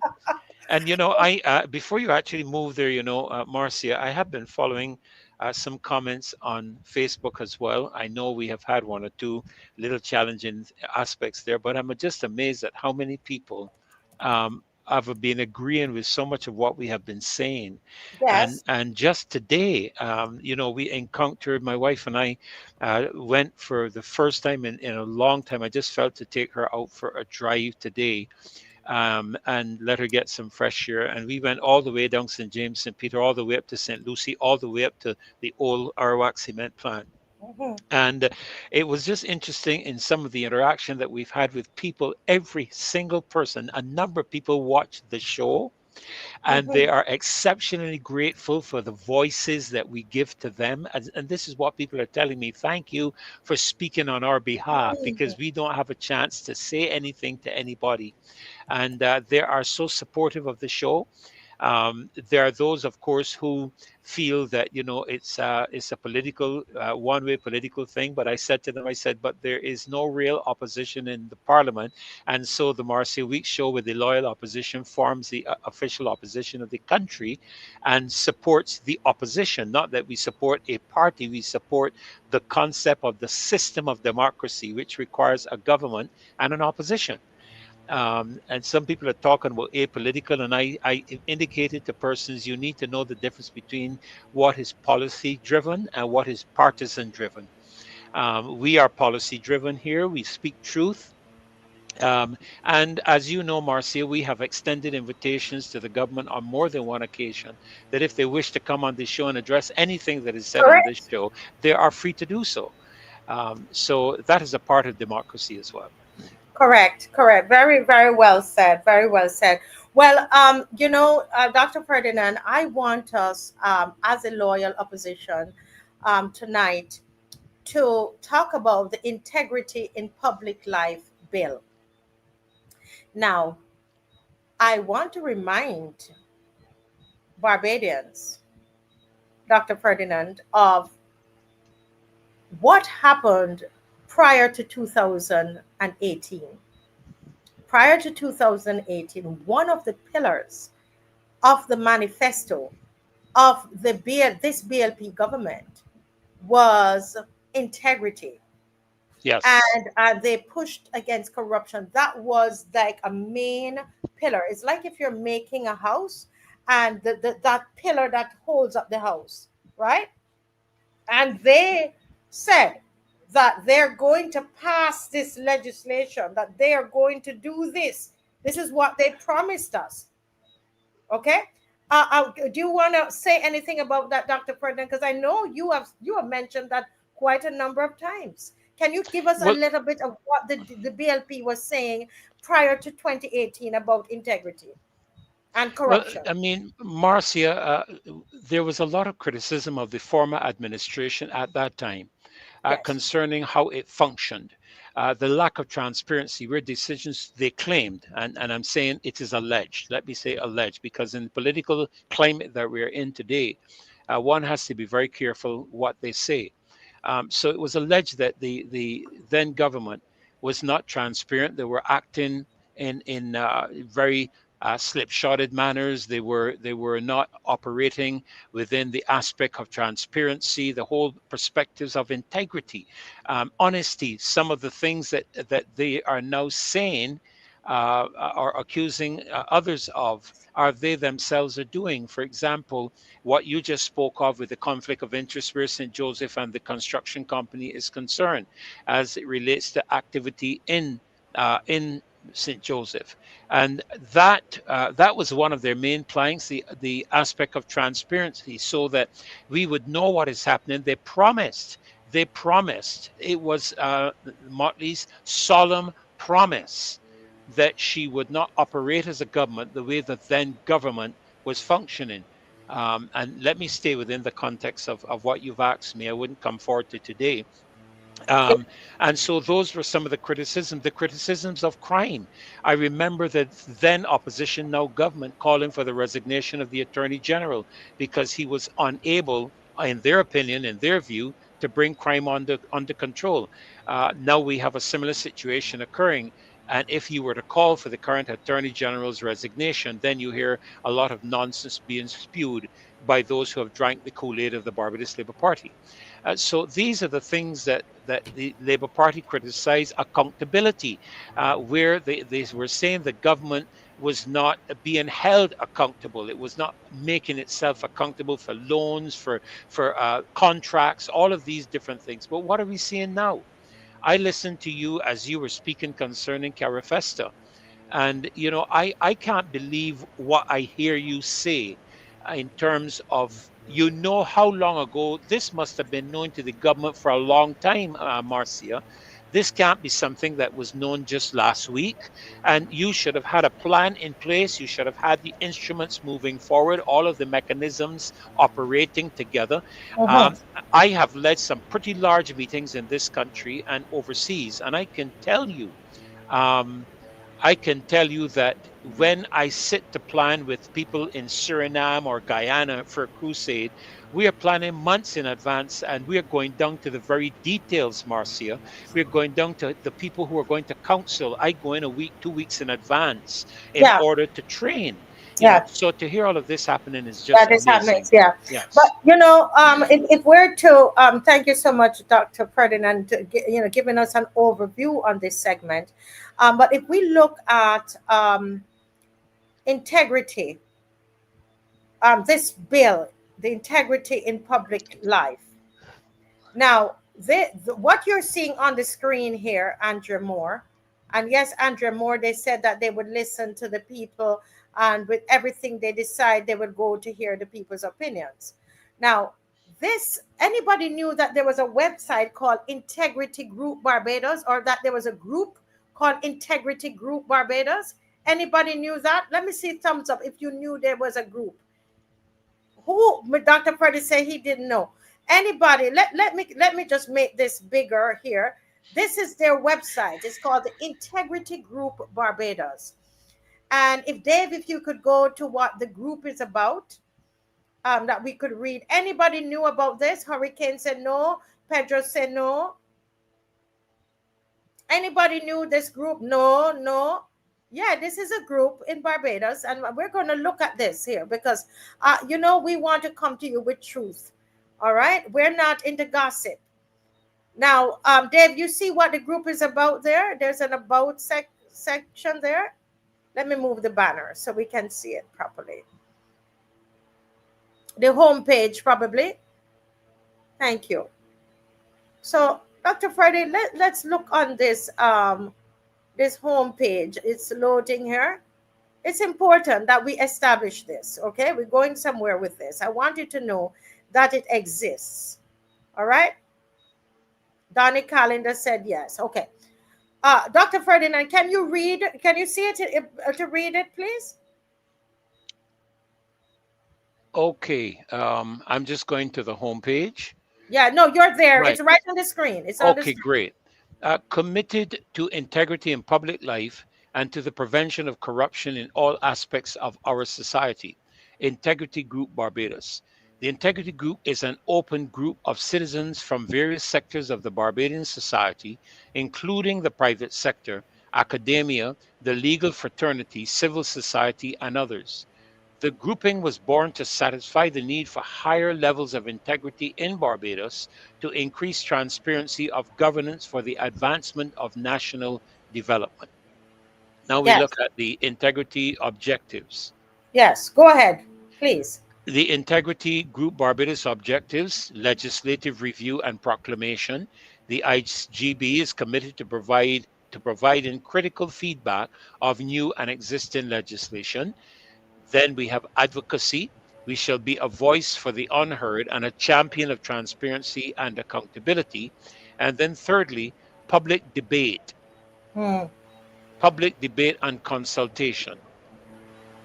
You just have to go up a little bit, Dave, for that one. Right. Encouraging public commentary, one on issues. I think they mean that on issues, not one issue of integrity and corruption. Yes. Thank you, sir. Thank you, sir. Now, Dave, if you could show us the people who are some of the members of this group. So it's a formal group. They have a website. They also have a Facebook page, and they have an Instagram page. All right. So let's look at. Can we see who are some of the people involved?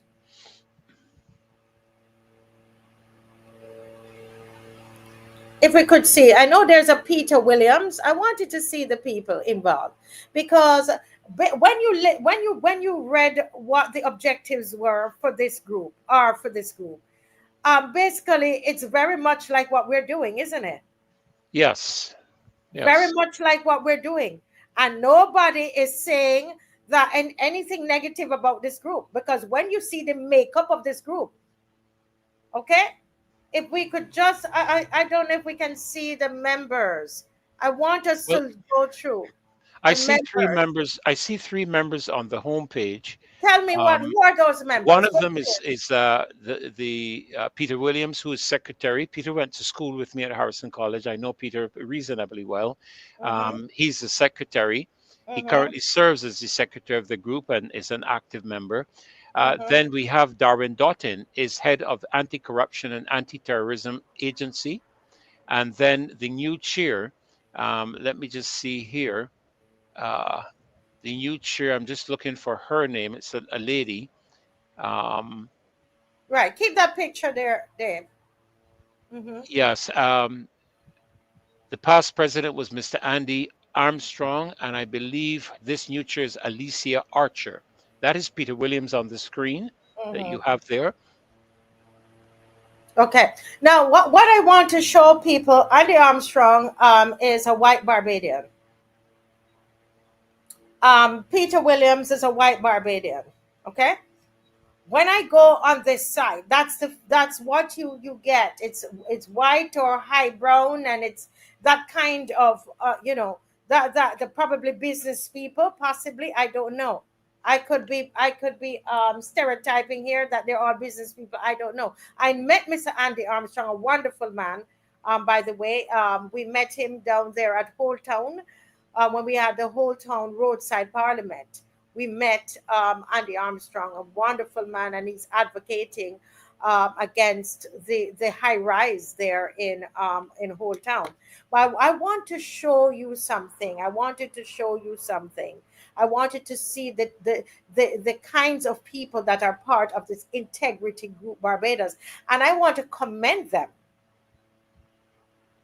that they would form such a group. Okay? All right? And I'm hearing Darwin Doughton. I don't know, but we're just telling you what is there. Okay? Now, so keep this in your head. We just went through what the Integrity Group Barbados, what they do. All right. Now, did anybody see an article that was put in the newspaper at the beginning of August by the Integrity Group Barbados? I'm asking the people in the chat. Dave, can you put up that article, please? I think it could have been August. Is it 4th or 8th or something? It was early August. Anybody saw an article in the newspaper from this group? Unfortunately, I don't receive the newspapers. Okay, not is it this one? I don't think it's this one. Dave, make it a little bigger and watch the date. Okay, so not this one, but this one was put. Who put it? Who put? Let's go up and see whose this one is. This is an article on that's the 26th of January 2024. All right, but if you go up, let's see if who this is, who is this by. Okay, so it's not this article. There's another one. I think it's the very first one. It might have been from on Instagram. If you check your WhatsApp, you will see that it's there. All right. Now, this group, Dr. Ferdinand, thank you, Dave. This is the article. And what's the date on this, Dr. Ferdy? You see the date on it? I see if it's August the 10th, 2025. August the 10th, 2025. Now, there's a reason I'm doing all of this, Dr. Ferdinand and viewers, because I want us to understand we are not the only ones who are concerned. Now, they blacklist us and they call us all kinds of names. I wanted you to get the full picture. All right? Now, this is the article that was put in the newspaper. This is August 10th. Remember what I told you that happened August 8th. August 8th, they decided to push through 5 bills. But this is what the Integrity Group put out, not the Marcia Week Show, not the loyal opposition. Read, Dr. Ferdinand, read for me, please, if you can. Now, the article was written and submitted by the Integrity Group Barbados. Nearly 2 years have elapsed since Barbados took what should have been a transformative step towards strengthening public accountability. When the Integrity in Public Life Act was passed in the Senate on August 16, 2023, it was heralded as a landmark achievement, a signal that Barbados was serious about confronting corruption, elevating standards of governance, and restoring public confidence in its institution. The promise remains unfulfilled. To this day, the act has not been proclaimed, and the machinery it envisages remains dormant. This inertia has profound consequences. Integrity laws, however well crafted, if you could go up, thank you, are meaningless if left to gather dust. A legal framework without proclamation is little more than an aspiration on paper. At a time when Barbadians are calling for transparency and principled leadership, this prolonged delay erodes public trust and suggests that the commitment to reform may be more rhetorical than real. You want me to go ahead? Yes. Okay, just bring it up a bit more, Dave. The situation becomes all the more striking when viewed in a regional context.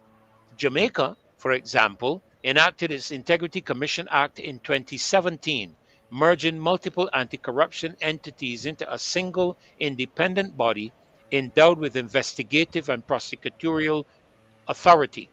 While Jamaica's experience has not been without controversy, it demonstrates that decisive action and institutional clarity can create credible deterrence against the abuse of office.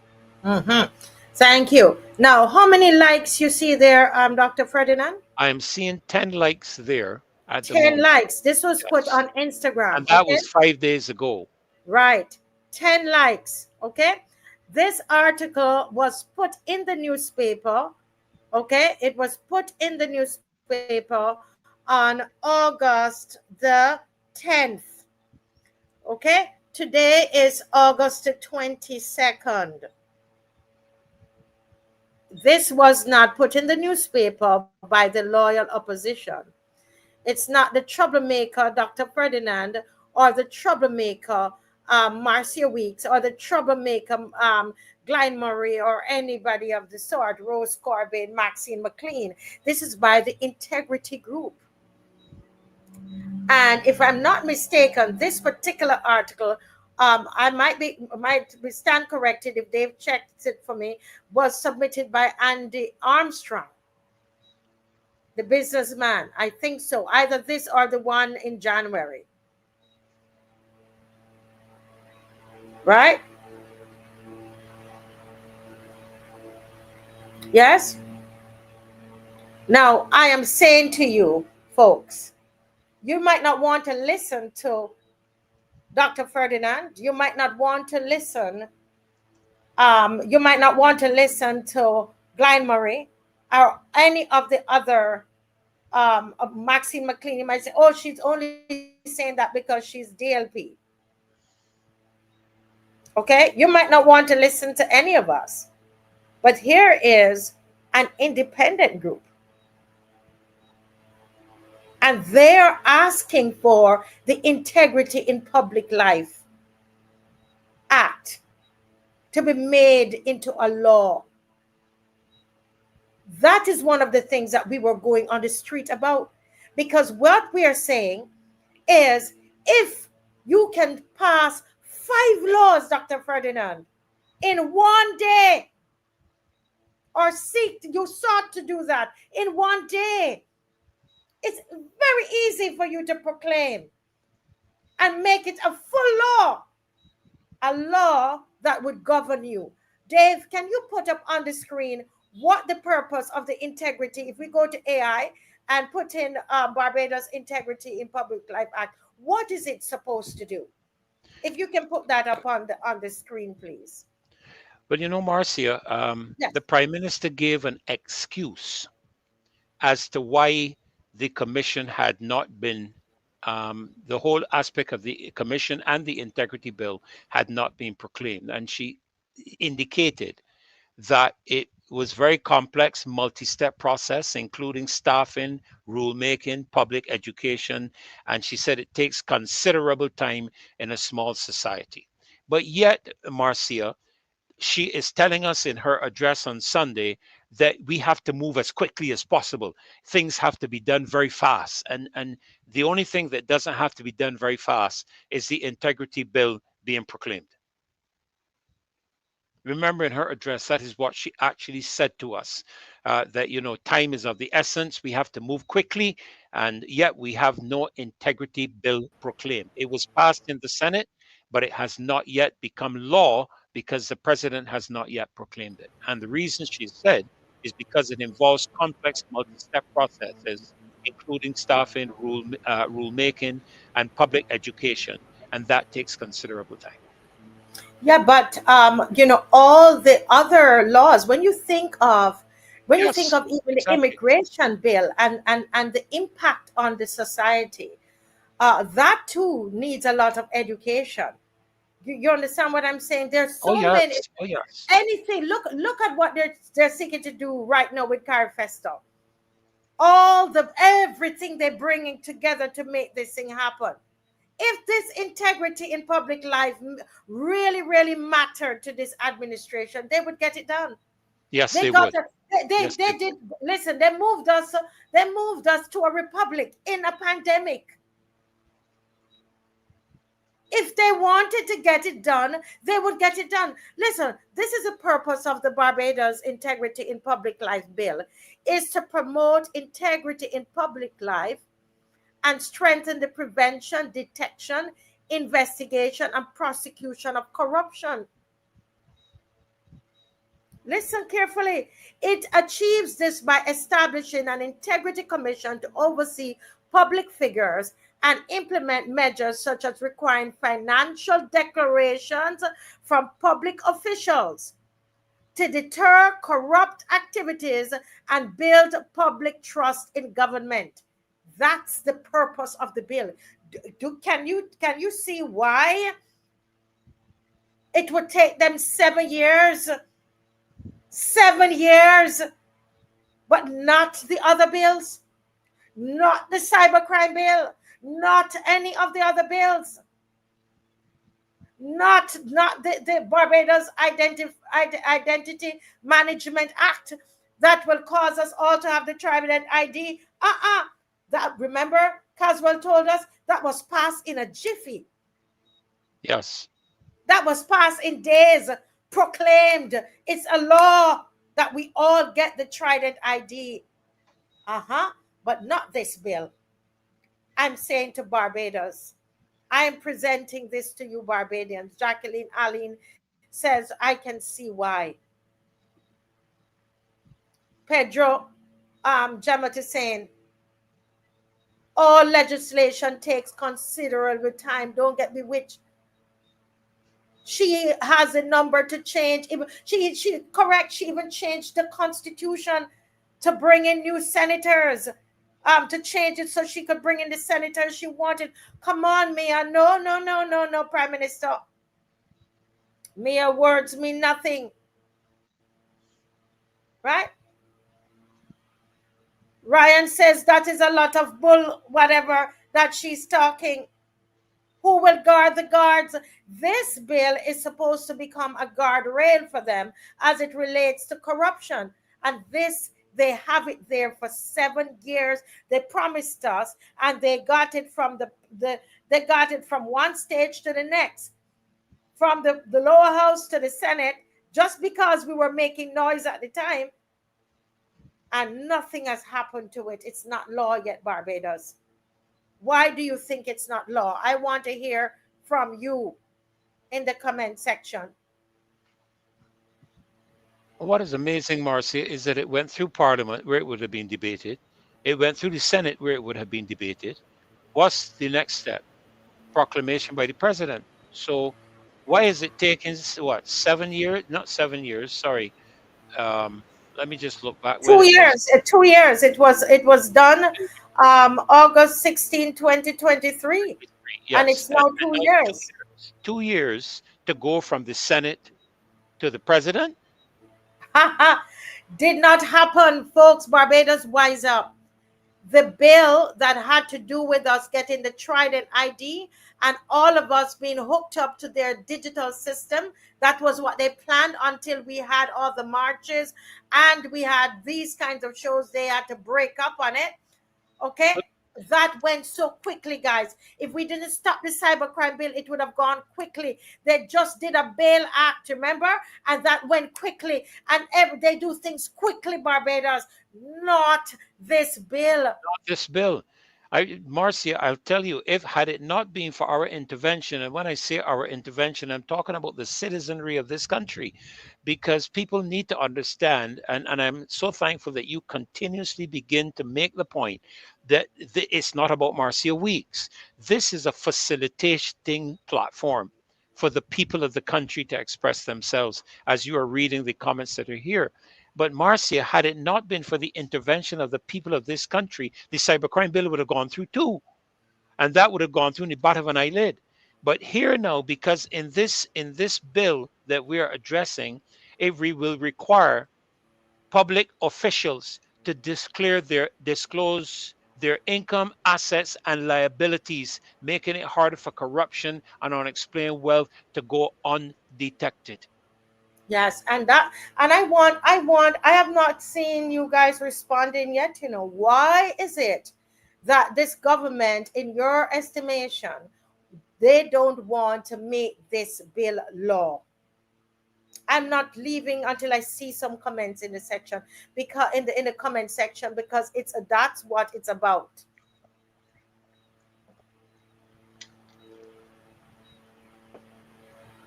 I want to hear what you are saying.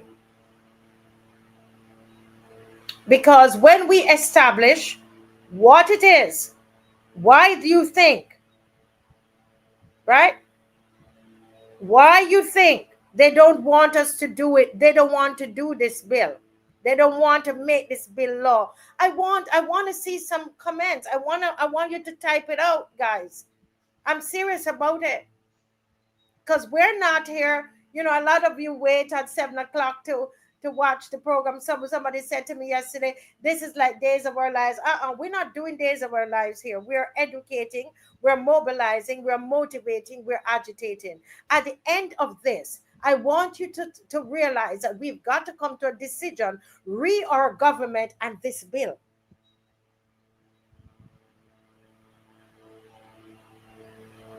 Thank you, Mimad, for answering the question. Because they will be caught up in this law. It will apply to them because they are corrupt. Okay?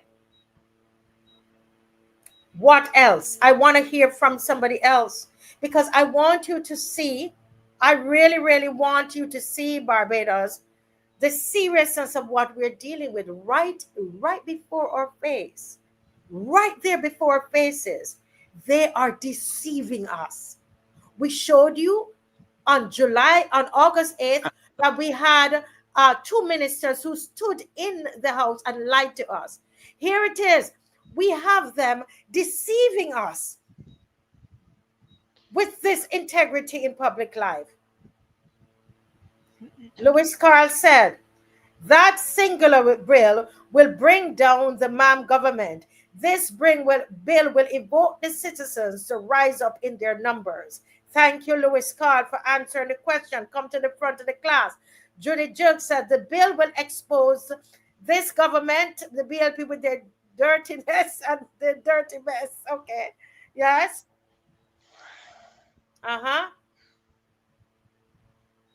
What else? I want a couple more answers of why you think they do not want to pass. They do not want to make into law the integrity in public life bill. It is not in their interest. They don't need us to know what assets they entered Parliament with and what they left with. Thank you, Kenneth. Thank you, Kenneth. Let's read some more. I want to hear from you because I want what we're doing to sink in. So when we get the day for the march, you will come out and you will make a demand on this government to pass that bill and to make it into law. Andrea Critchlow say it's not law because they don't want to be transparent or be held accountable for their actions. Very good, Andrea. Jonathan B., what is he saying? They're waiting until the DLP is in office to say we pass the integrity law, but they refuse to implement it. Well, the thing is that's what they might say. And what we will do, we will now hold the DLP accountable and tell the DLP you have to proclaim the bill to make it a law. And Tony Paris says that they will have to tell the truth for the first time. Yes. And this 007 says integrity law would expose their corruption. Jacqueline Allen said they would incriminate themselves. I want you to see, because all these bills that are being passed, Dr. Ferdinand and viewers, they are basically, it feels like they're attacking the citizens. Doesn't it feel that way? All of these. It does. Yes, it does. And interestingly, Marcia, while we are waiting on the comments and you were reading the comments, someone put up a comment that caught my attention. So I decided to check it out for myself and see if it was true.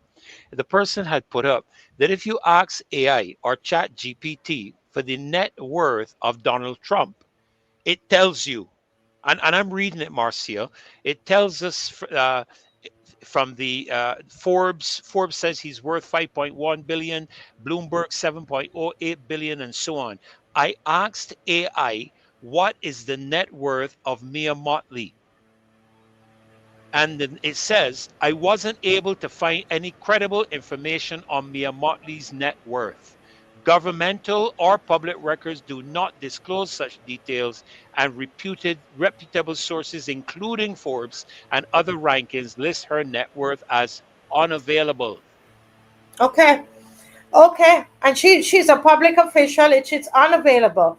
I am saying to us, I want you to hear me tonight, folks. We're not running and this is not entertainment for us.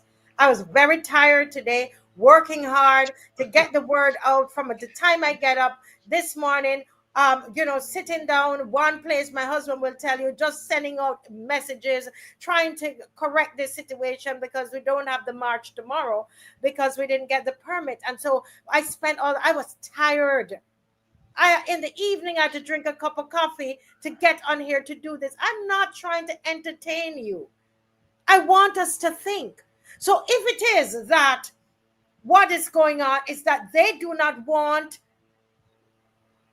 the law to expose their corruption, And they are then deceiving the people.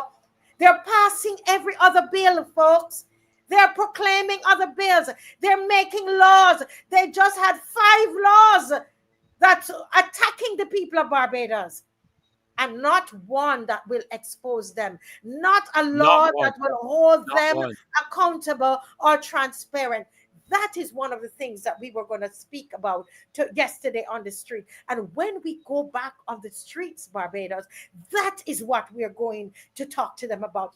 And that is what I say, Dr. Ferdinand and viewers, that we should not leave any stone unturned until that law, that piece of legislation becomes law. Do you agree with me? Let me see the comment. Comment section. Comment section. Do you think that we should not stop until that piece of legislation becomes law? Write me in the comment section. I thank you. There are 802 of you on tonight. Write in the comment section. We're not here to entertain. This is the agitation part of we educated you tonight. We showed you the site. We showed you all the other people who are advocating for it with only 10 likes because it's not flashy. It was done in the middle right after crop over August 10th. Nobody sees that.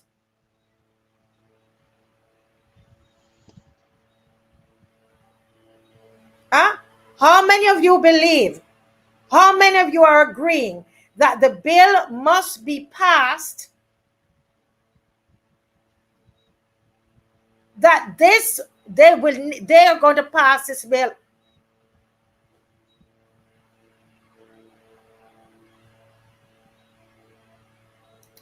Folks, how many of you will come on the streets with us the next time we get the permit? Don't let up, Barbadians. Don't let up. Don't go to sleep. Don't you see what they're doing to us?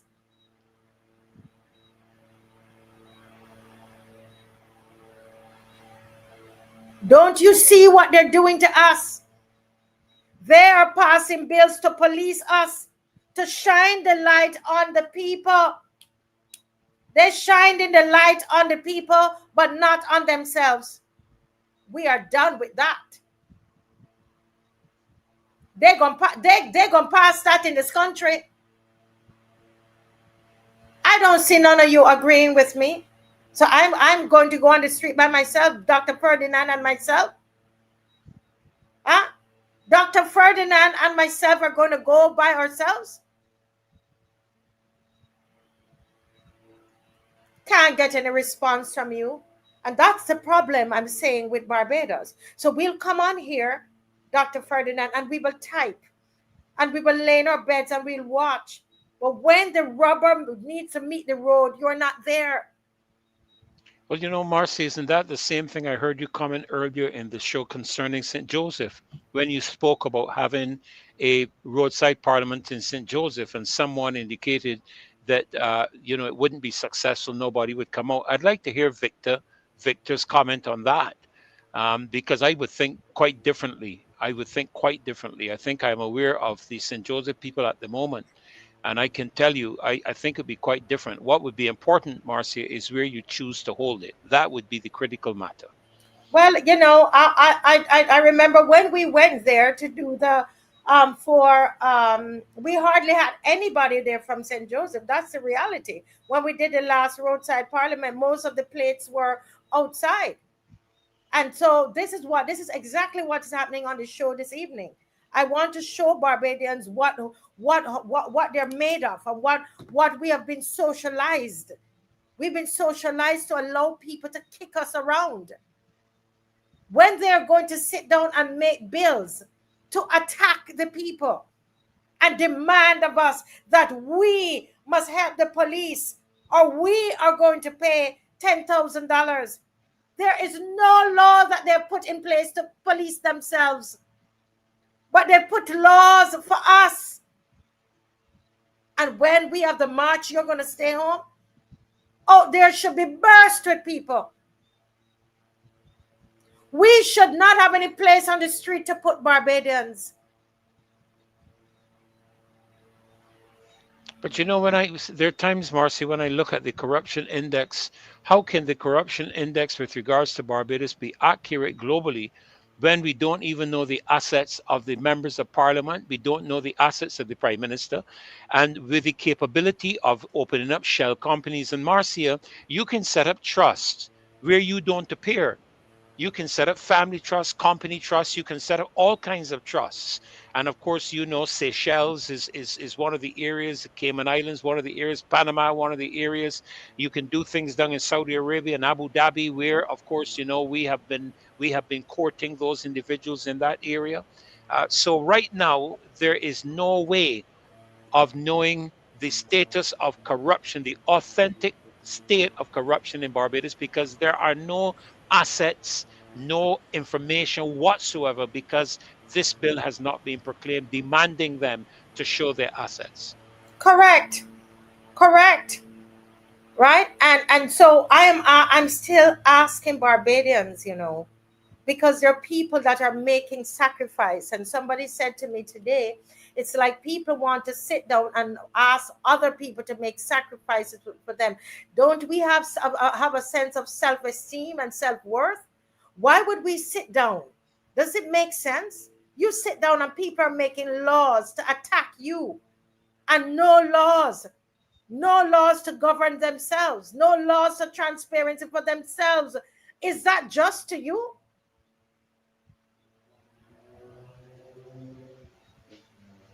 Is that justice for you? I see the police is calling me here. Let me go and take this call. Continue, Dr. Ferdinand.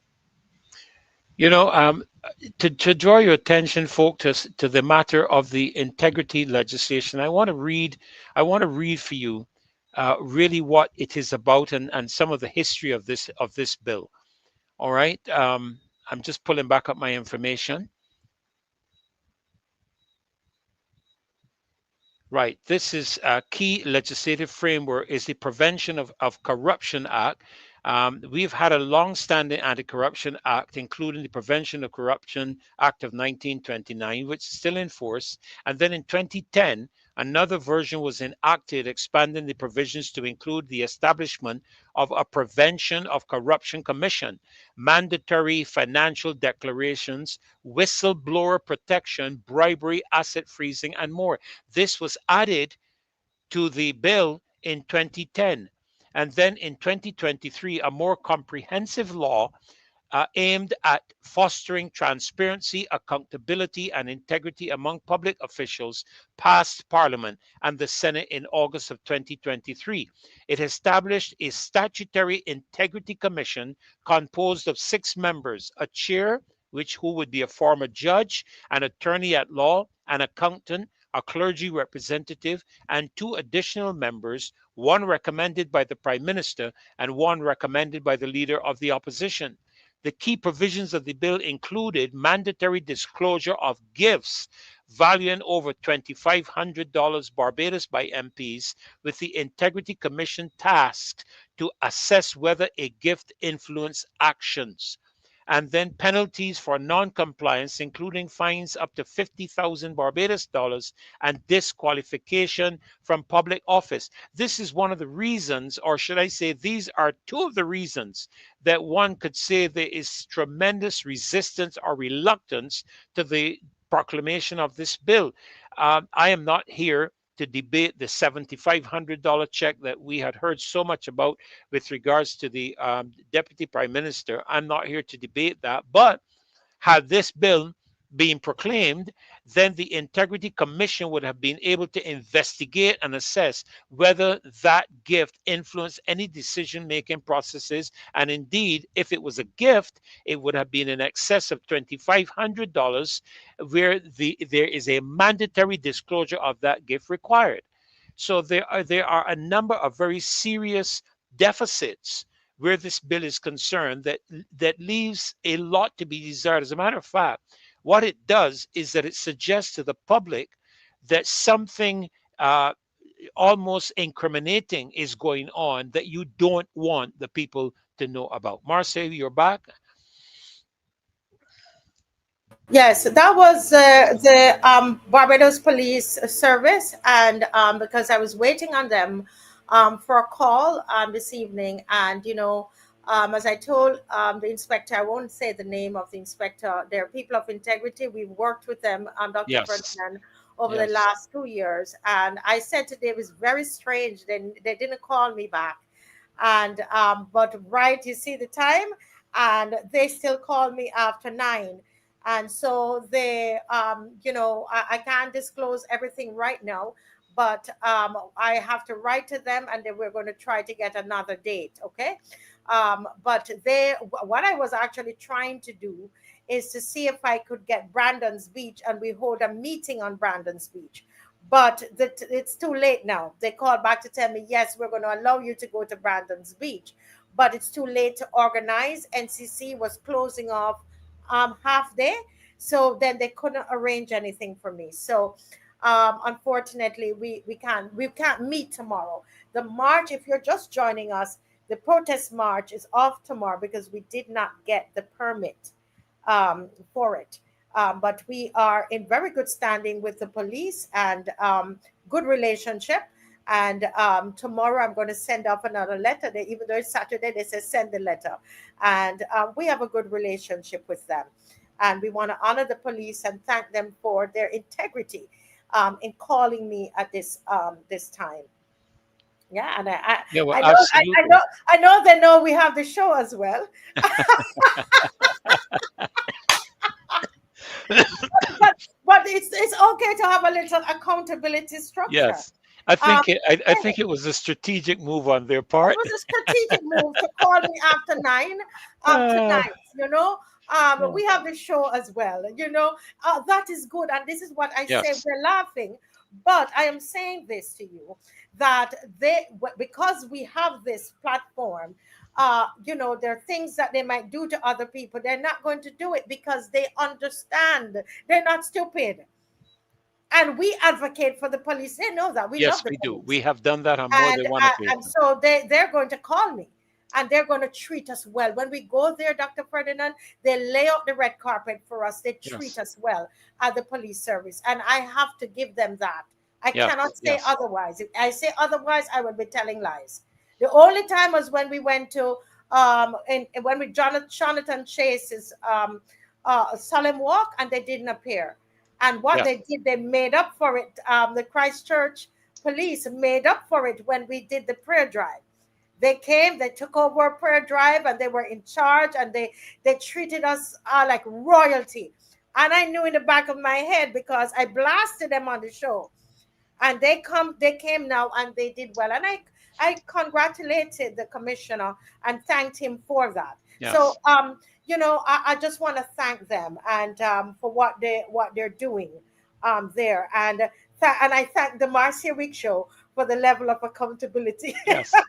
that Well, that we bring. We've Yes. had we've had very, very good relationships with the police, Marcia. Even as we march, I myself have interacted with them, talked with them. I won't say what some of them say, and I've shared my thoughts with regards to a number of things, from the tent all the way back to security for them, safety for them, as people and as citizens, how they feel about this and the next. Because at the end of the day, while they wear the uniform, they are citizens of the country that are going to be affected by all of these bills. Every one of these bills is going to affect them. Yes, most definitely. But I'm back to this audience, because I'm not Yes. playing with you all tonight, because I don't listen. I'm not. None of us here being paid. Dr. Ferdinand, you're being paid. No, ma'am. None of us are being paid. Nobody is sponsoring this show, as far as I'm aware.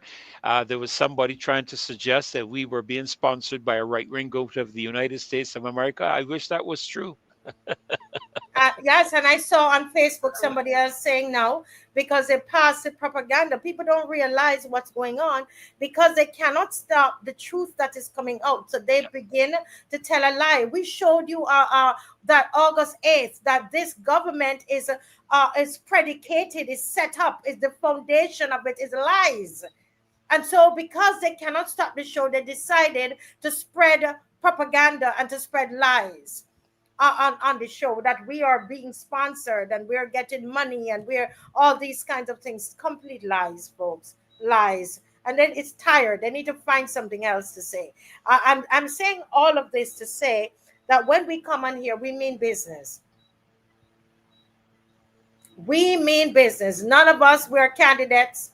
We're not running. Sometimes we do have candidates who come on, because sometimes those are the only ones that we can find. But majority, most of the our real panelists, they're not candidates. They're not vying for political office.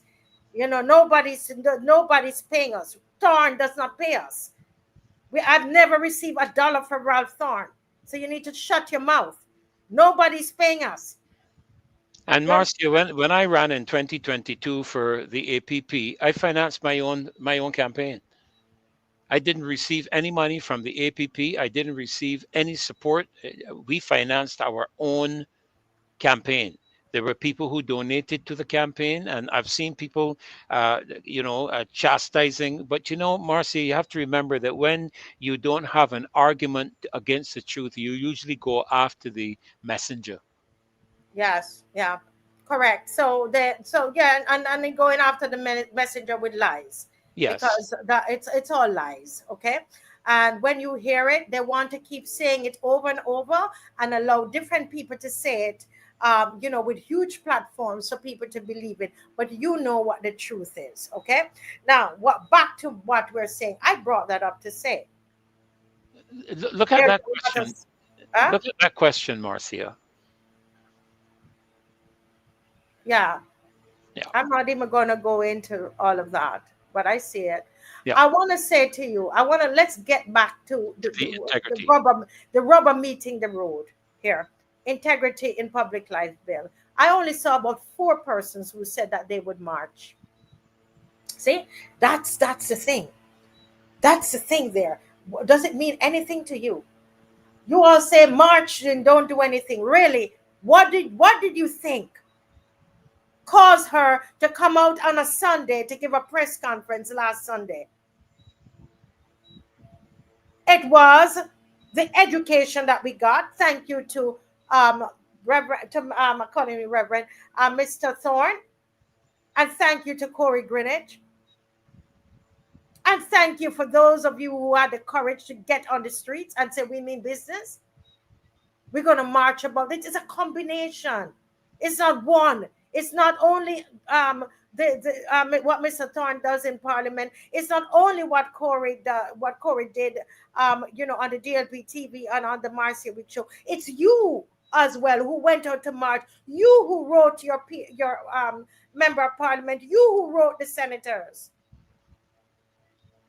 You who use your Facebook page, your social media page.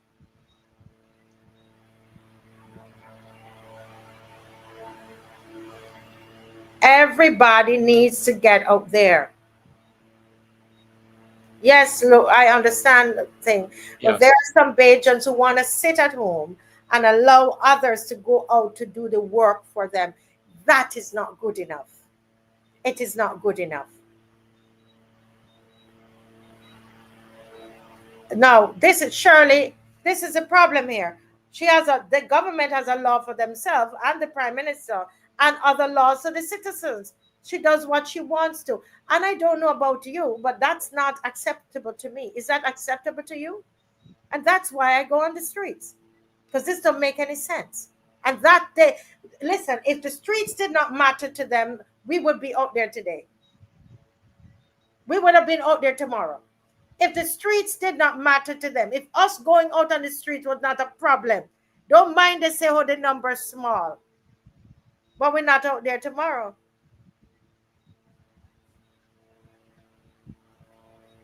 Mystic Angel says, are Barbadians ready to walk and fight for our country? I am ready. I stand for all justice. The road is where we're going to be. Are we ready to work and fight for the country? That's the thing.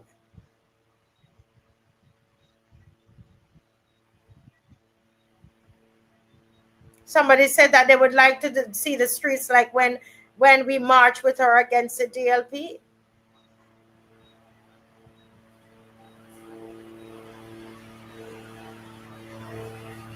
Barbados want to stay under massive whip. They don't see the truth.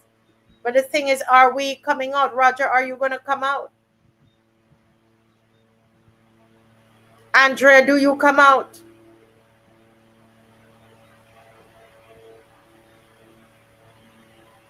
Colin Jones, before we answer what is the job description of the president, do you live in Barbados? Are you going to come out? This is real. It's real. We need bodies. Bodies are needed. Bodies are needed. Yes, I understand that, the Costerfield. Are you coming out to the march? While people were involved in the DLP march, you black, you coming out? I'm being real serious with you all tonight. This is not a joke, because this is telling me how you see yourself. How you see yourself, Barbadians. It's telling me Mirror how image. you see Our yourself. mirror image. Yes, your mirror image. Go ahead, Dr. Ferdinand, you're saying. No, I was just remembering what Errol Barrow spoke about concerning your mirror image. How do you see yourself? You know, when you look in the mirror, what do you see? What are you standing up for? You know, this is, and I've indicated this. You know, this is not about party.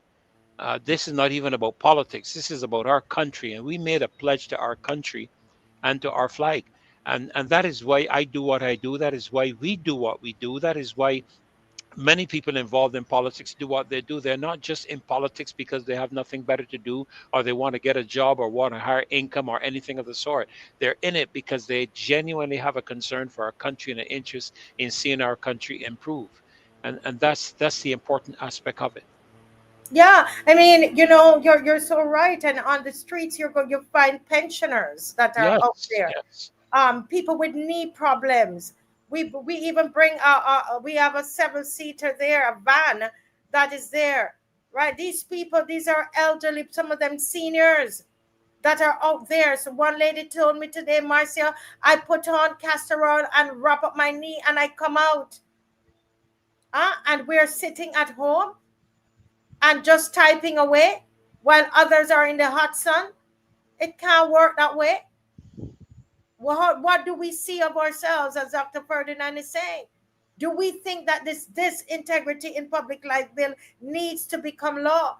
We went out there, Dr. Ferdinand, we've got a lot of successes, You know,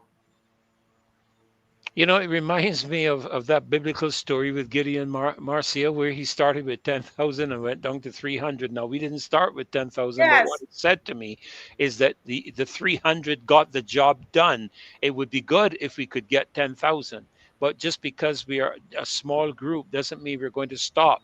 It's not the size of the group, it's the influence. And clearly, the members of the loyal opposition and those who would support this show are showing that we have tremendous influence. Look at what happened with the cybercrime bill. Look at what is happening right now with the aspect of the communications interception Section bill. 5 Yes, look at what's happening with the Police Act that we are standing up against. I'm sure you heard the leader of the opposition today in Parliament. I heard he was on fire today in Parliament. And the reason that the government is having to do a lot of things is because of this show. Marcia, on Sunday, you asked Victor, not asked Victor really, I think Victor asked to come on for a few minutes to speak about the situation in St. Joseph, the road that had broken away. And the very next day, the Attorney General was in St. Joseph. That's it. The first place it was mentioned was right here on the show. That's right. That's the very first next day. place that it was mentioned. And by the morning, the Attorney General was in St. Joseph. right there. He was in St. Joseph on in Monday, St. and I think he Joseph. was back on Tuesday. I believe he was there on both days. And I think there's something else I saw somewhere regarding even further presence there in St. Joseph. But again, Marcia, I won't cast any aspirations on the Attorney General. But with him having announced that he's not going to be standing for election in the next general election, it would not surprise me in the least that he passes that on to whoever his successor is, whoever he deems his successor to be, and releases himself from that responsibility. Yeah. So, as Black Cooley said, there's no way that we should be on here begging Beige and Samar for their own No, country. no. It's nonsense. It really is. We have look at what has happened with the Trident ID. Did they think that the Trident ID, Dave? I know we want to play Mr. Thorne, but if you find that article about the Trident ID, let's remind the people that what the Prime Minister had to come out several times to speak about the Trident ID because the people would not accept those IDs. You remember? And Yes, she I do. said January 2024, right, would be the dead. They extended it where they're expecting everybody to forget the old IDs. How did we get there? Huh? How did we get there? We got there by educating the public, not just our show. Fred Corbin did so. The Marcia Week show. Emmanuel did it on Politically Incorrect. Lumumba, they were beating it down. That's right. Everybody was putting it out, the information, right? And guess what? They had to keep pushing back the deadline until it's January 2024. We came to January 2025. We're at August 2025. We have not heard anything about it. But I tell you this, what you're planning to do, which is why we must keep talking about the Trident ID, because while most Barbadians only put Dr. Ferdinand their biographical data on, so they put on their name and their age and so on, and height, etc. They did not put on their biometrics. The bill that was passed, the Barbados Identity Management Act, right? The BEMA that was passed in 2021, the law requires not just your biographics, but your biometrics. The law requires it. And through the Trident ID, you're supposed to get, that's how you get your passport. That's how you get your driver's license. Do you hear, guys? It's true. I showed you the other night when you go onto the the website of the what's it called, Dr. Ferdinand? The electoral.barbados.gov.bb. Yes, the Electoral Boundaries Commission. When you Yes. go onto their website and you ask, how do you register as a voter? So if you've never registered yet, most of us are registered, but if you've never registered, if you are going to be a new registrant voter, if you're going to be a new voter, it says that the Trident ID is necessary. You understand? So that's where we are going. However, it was activism that caused them not to require biometrics at this stage. The Trident ID that required them, it was the activism, the agitation. And that's what I am saying to us. Don't sit down and say that the marches don't work. Why do you think they called me after the largest march that we had on the cybercrime bill? I came home resting. After 9, I got a call from one of them say that they got my number, say, I just came from a meeting and they're planning to call you. They gave me the name of the person that was supposed to call me to come to a meeting. That's when I tell them I'm not coming. I don't negotiate with terrorists. I came on here and I told them I heard that I'm supposed to go to a meeting. I'm not going.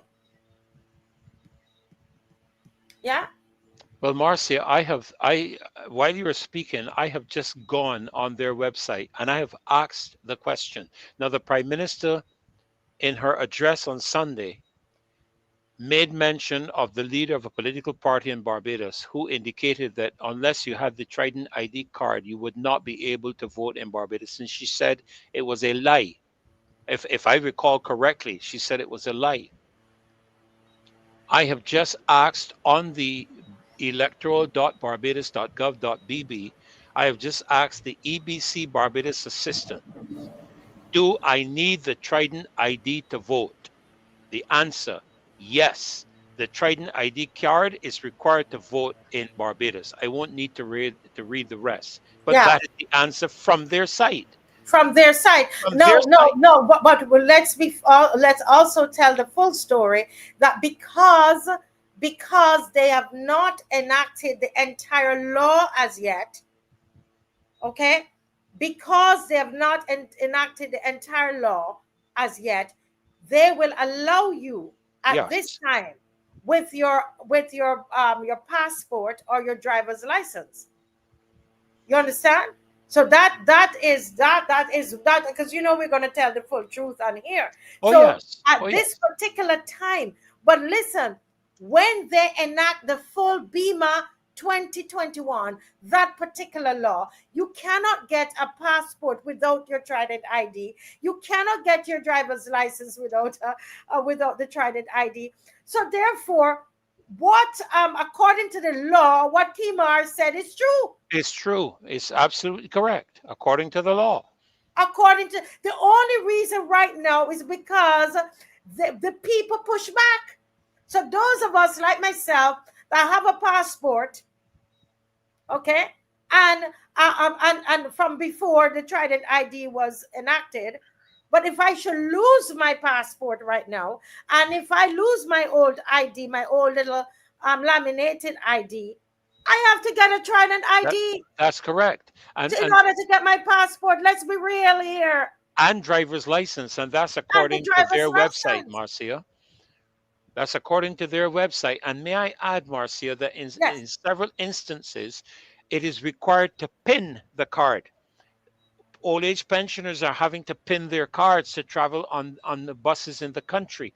And the World Economic Forum issued a warning, Marcia, concerning the use of the digital ID card and the pinning of the ID card, that it can be abused by governments and by authorities.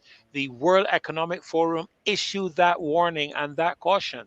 And based on the trust level of Barbados right now, where its government is concerned, I would have my full belief that people would be concerned in pinning their card, because it gives, number one, access to your information, not just information contained in government, but just like how Trudeau did in Canada when the pandemic was on and the truckers were protesting the mandatory legislation and regulations he put in place. He locked down their accounts. How could a government have access to your personal banking account unless there was a process where that information was obtainable and accessible by the government? Yes, very much so. I want to address this thing because I'm very transparent. Simply Patriot. If anybody recall, there's never a time I have come on the show and have been this direct to Barbadians about coming out to the march. Simply Patriot, I do know that what I'm saying is a hard pill to swallow. In all the 2 years of us marching, I have never been this direct to my lovely Barbadian friends and family. You all know I love my Barbadian people. But I'm saying, at the risk of some of you being offended, Simply Patriot, and I think somebody else, Patricia Green, if you were offended, you know what? There are times when you love people and you still have to tell them the truth. And if my manner in saying it is what was offensive to you, I apologize to that. But I honestly will not take back what I've said, because I know there's going to come a time. In the 2 years, the way I spoke as straight to you, I've never done it before. Never. And if I may add a word of support here, Marcia, we are not tongue lashing or accusing or blaming people who do not join in the march. What we are saying is that if we have 813 people on this show tonight, we should be able to get at least a half of them turning up for the march. So what we're saying is it has to be more than just typing a comment in the chat which of course is in YouTube as well or on Facebook, there's a need for bodies to show that support and to show that presence. The reason the prime minister was able to get certain things pressured on the then administration in 2018, I think it is, when they did the march against the NRSL, was because people turned out in their numbers. If there were only one or two people, the government would have ignored them. But this show, thank God, has caused the government to pay attention, because in spite of our low numbers, we are making the government act. And so what we're saying is that we need numbers to come out. We need people to come out. If you love your country, we're not beating down anybody. But like Marcia says, there comes a point in time when you have to tell the truth and you have to give some tough talk. With regards to things like this. And so we want to encourage you to don't just stay at home. Join us. Come and join us. We're not even asking for your financial support. If you don't want to financially support the march, that's entirely up to you. But at least support your country and support the policies that we're oppose the policies that we're standing up against. At least for the love of your country and for the love of your flag, because that's what our pledge is to. It is not to the DLP, it is not to the BLP, it is not to the APP, it's not to the Prime Minister, it's to our country and our flag. So Simply Patriot and Jacqueline, I would say to you, let's support our country. Let's support our flag. Let's Yeah. encourage people to come out. And the thing is, good night, Apostle. We're gonna come to you there, but we must address this because we're family, and I appreciate people saying how they feel. But Absolutely. anybody would go back and listen to.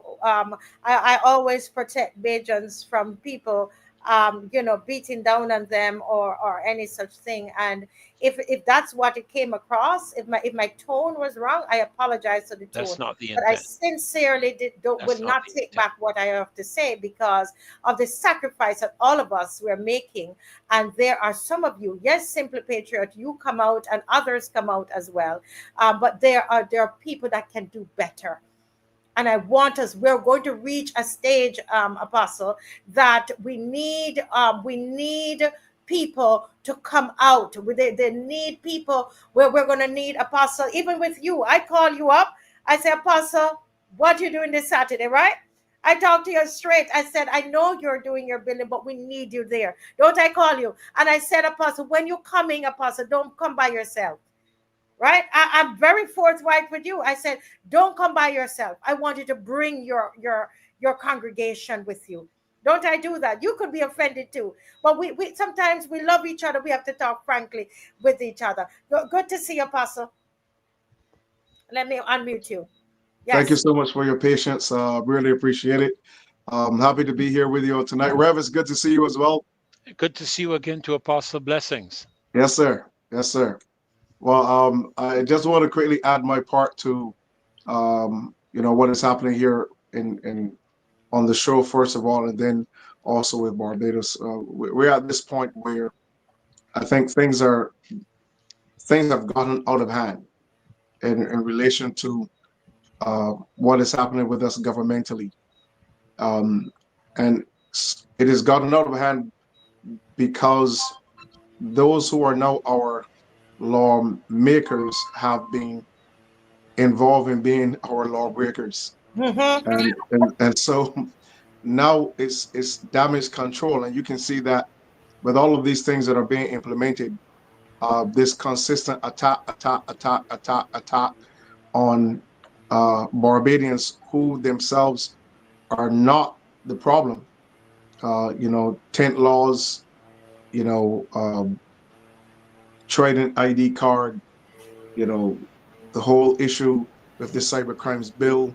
Now you want to charge Bajans for, not assisting a police officer when it really should be the other way around.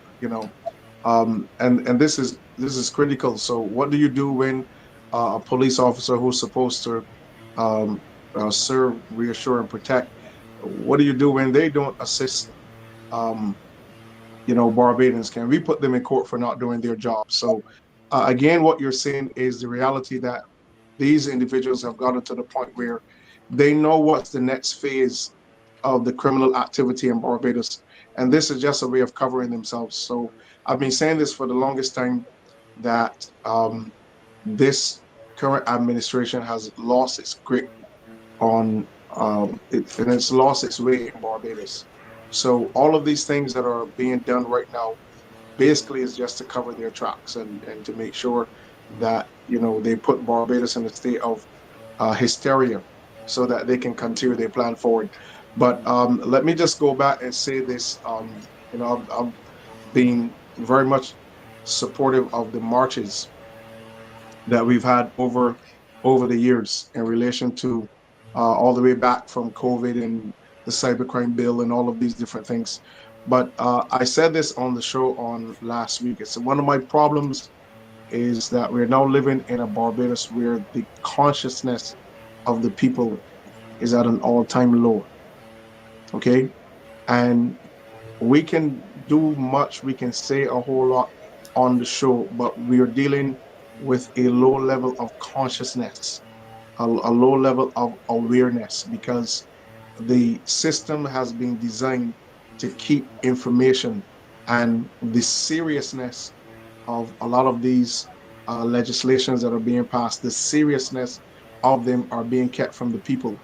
So if you want to control individuals, you keep information from them. But we've had a consistent level of you know, people lying. Again, 1 minute the whole town area is being sold to a conglomerate. Next minute is being sold to a group, and before you know it, it's already sold to a single individual.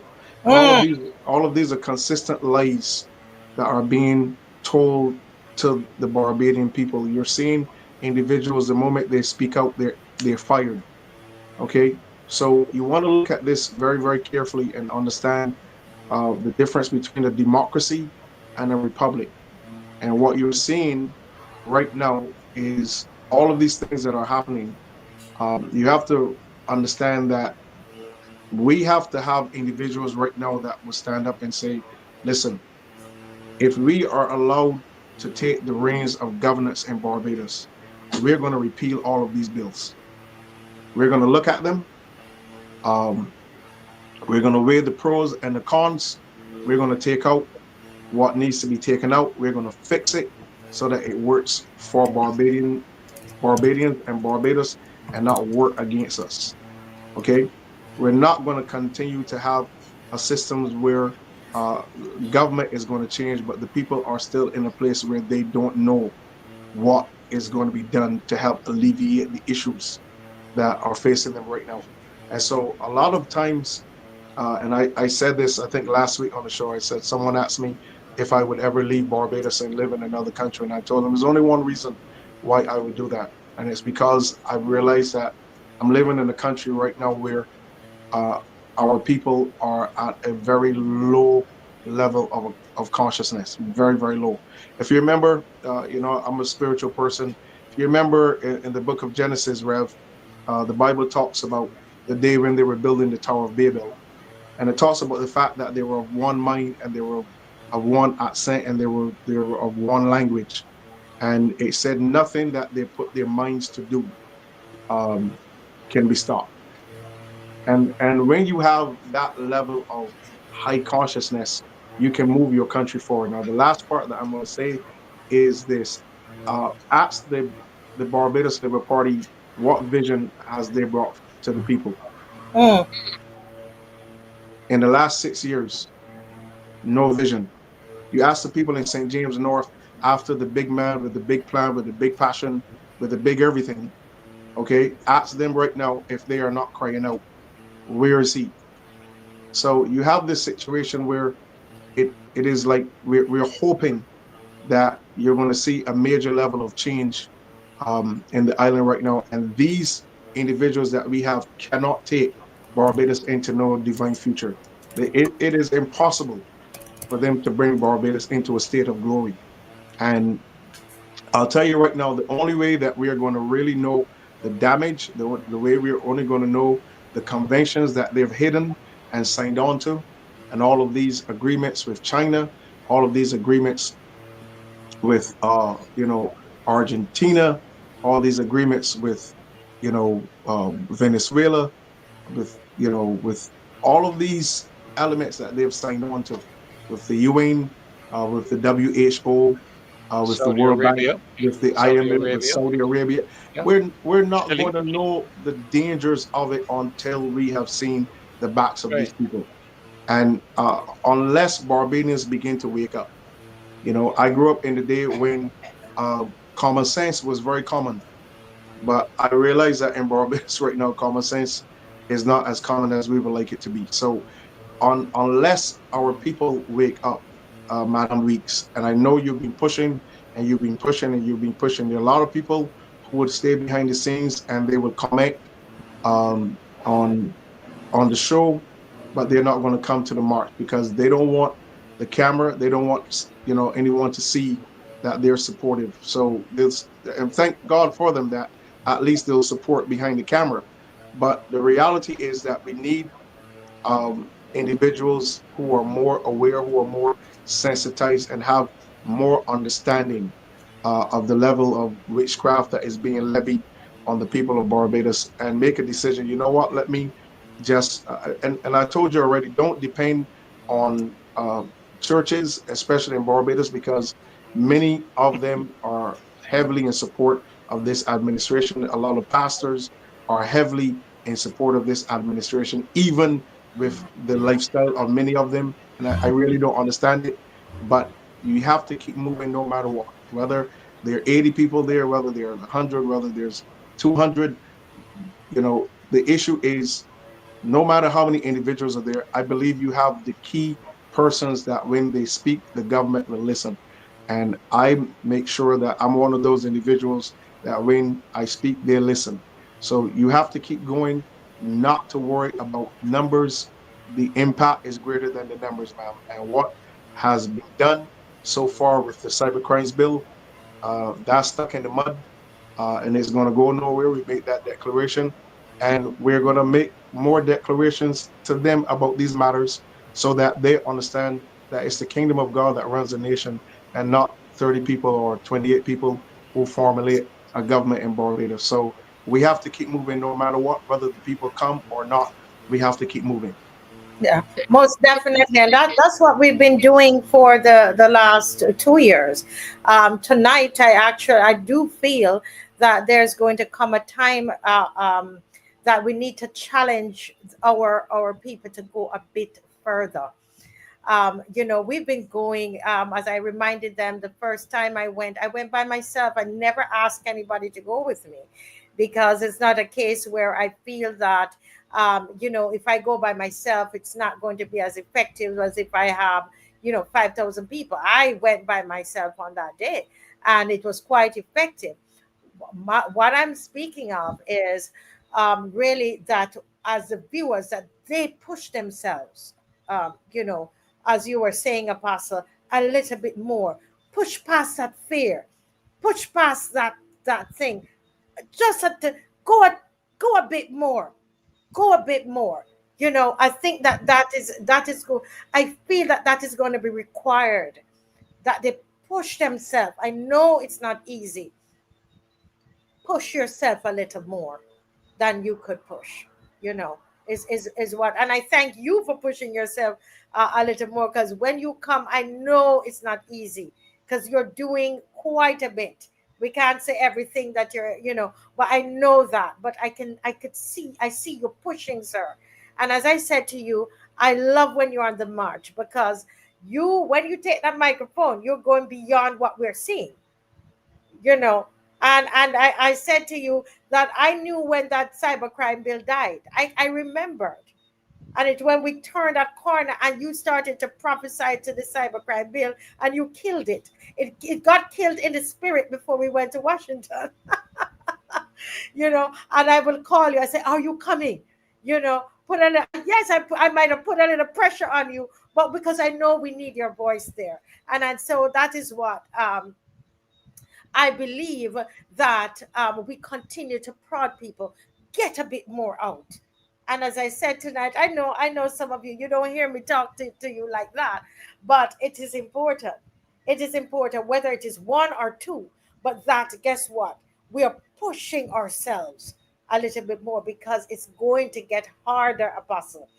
It is going to get harder. You're muted. Let me move there. Yeah, go ahead. Yeah, as I said, they're going to the place where they're going to self-destruct. They're not very far from that.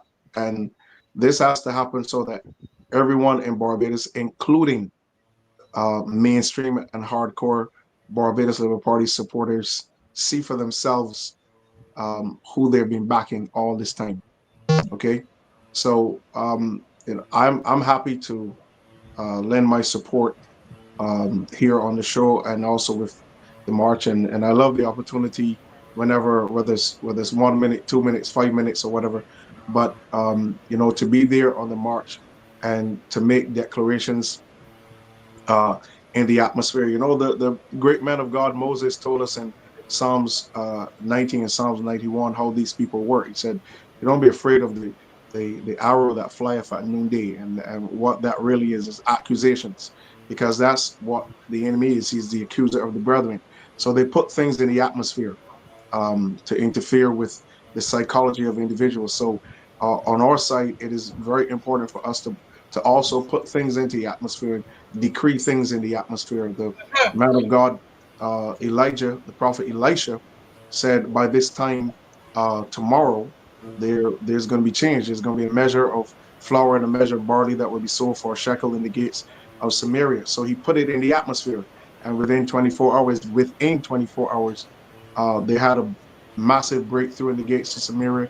Things were cheap. People got to eat. People got to feed their families. So we have to continue to put things in the atmosphere to challenge what they're putting in the atmosphere, and whoever's working with them that's putting things in the atmosphere over Barbados. So it's word against word. Yes. And I want to use this opportunity to thank Apostle Breedy, Margaret Breedy, Apostles Canterbury, and Dr. Ferdinand. Yes, Um, ma'am. that is a woman of her word. And, she prays and she prophesies, but guess what? When it's time to get out there, she's out there. Yeah.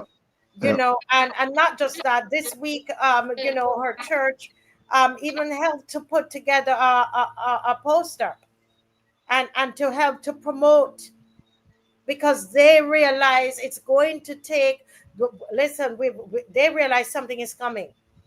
And I want to publicly thank Apostle Margaret Breedy for not just turning up, but she brings her people with her. It's important, very important, that the people are taught and they understand. As I know you say, Apostle, you can't depend on the church. You and I know that. So I must commend her when she comes with her members. I think that is also important. And I wanna say a big thank you to her on behalf of the people of Barbados as well. Right, but we've come to the end of the show. I mean, it's Whoa.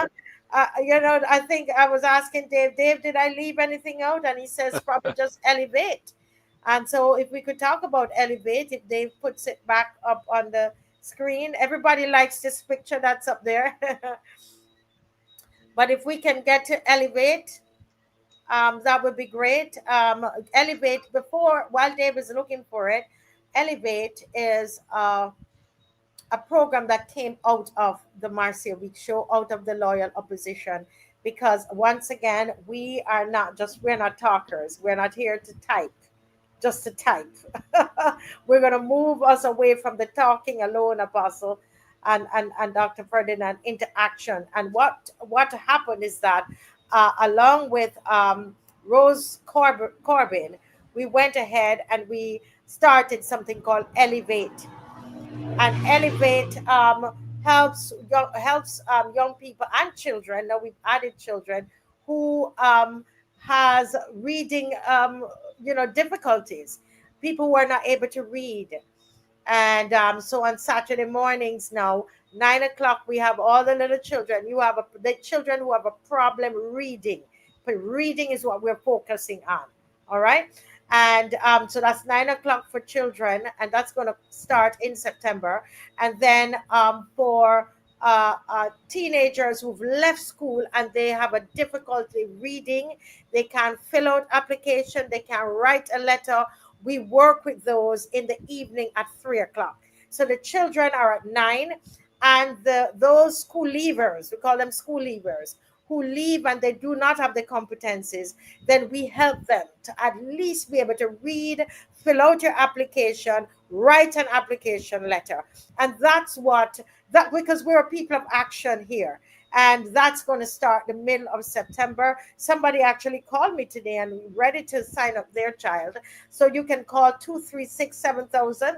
I don't know if Dave is having difficulty finding that poster to put it up, but at least I've given you the information. And you 236-7000, the number that's always up there. You can WhatsApp. Better for you to WhatsApp it, that number. Okay? Well, we're going to close. I'm Dr. Ferdinand. Can you take half a minute and say a great word to the people since I beat them up tonight? Give them an uplifting word since I beat up my lovely Bajans tonight. But sometimes you got to get the last. Well, sometimes, Marcia, in a household, in a family, brothers and sisters have contention, but don't mess with the family.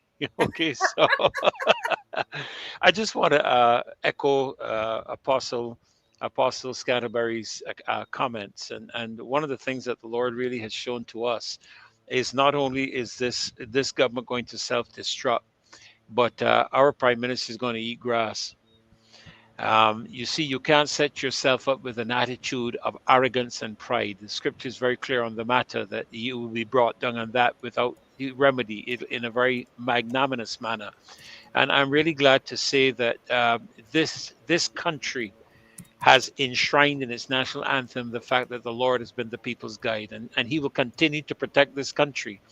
And he will continue to expose what we are seeing happening in Barbados now is a move of God, but not the way we expected it. We would have thought a move of God would occur in the church, but a move of God is occurring in the government, where the government is being brought under scrutiny. And I'm telling you, God is the person doing this, not even we as individuals. God is the person who is exposing all of this and using the implements such as ourselves in order to make that a reality. I also want to say to you, Marcia, that one of the things I've learned down through the years is that faith without works is dead. Mm-hmm. And so when you pray and when you talk, you can do all of that. You can do all your talking, you can do all your praying, you can do all your fasting, all these kind of stuff. But if you don't put feet to faith, the Apostle James asks us to show him our faith by our works. So if you say you believe in what we're doing, if you say that you are in agreement, if you say that you believe that the actions we are taking are necessary, then you need to put feet to faith and join us in those marches. Yes, wonderful. And Apostle, last word for well, your final words for right now. Yeah, don't I did do yeah. Let's move that last word last out, right, Apostle?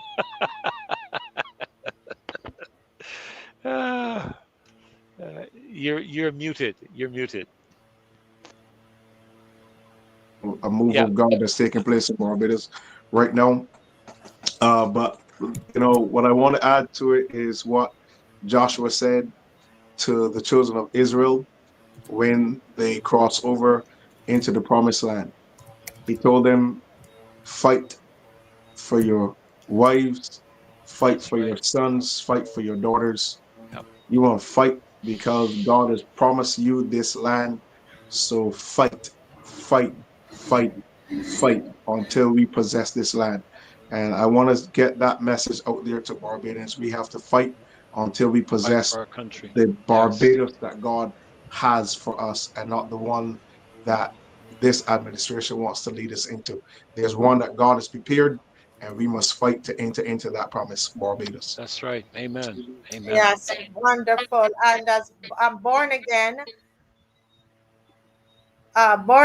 is saying, let's join hands and say we love Barbados. Let's join hands and say we care.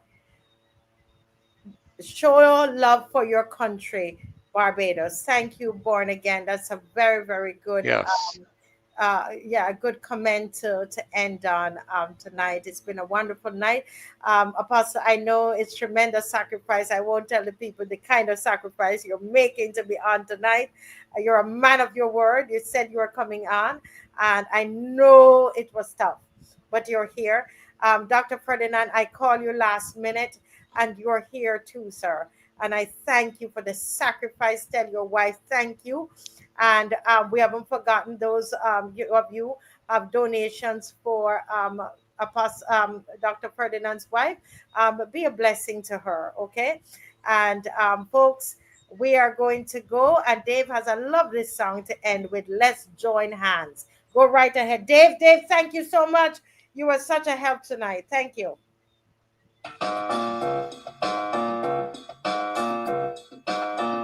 Let's join hands and show we love Barbados. Let's join hands and show how much we care. Young and old, we work with one another for the freedom which we hold so dear. Let us raise our voices in thanksgiving for the many blessings which have come our way. Let's join hands and thank the Lord for living on this Independence Day. Let's join hands and show we love Barbados. Let's join hands and show how much we care. Young and old, we work with one another for the freedom which we hold so dear. Let us raise our voices in thanksgiving for the many blessings which have come our way. Let's join hands and thank the Lord for living on this Independence Day. Hands and show we love Barbados. Let's join hands and show how much we care.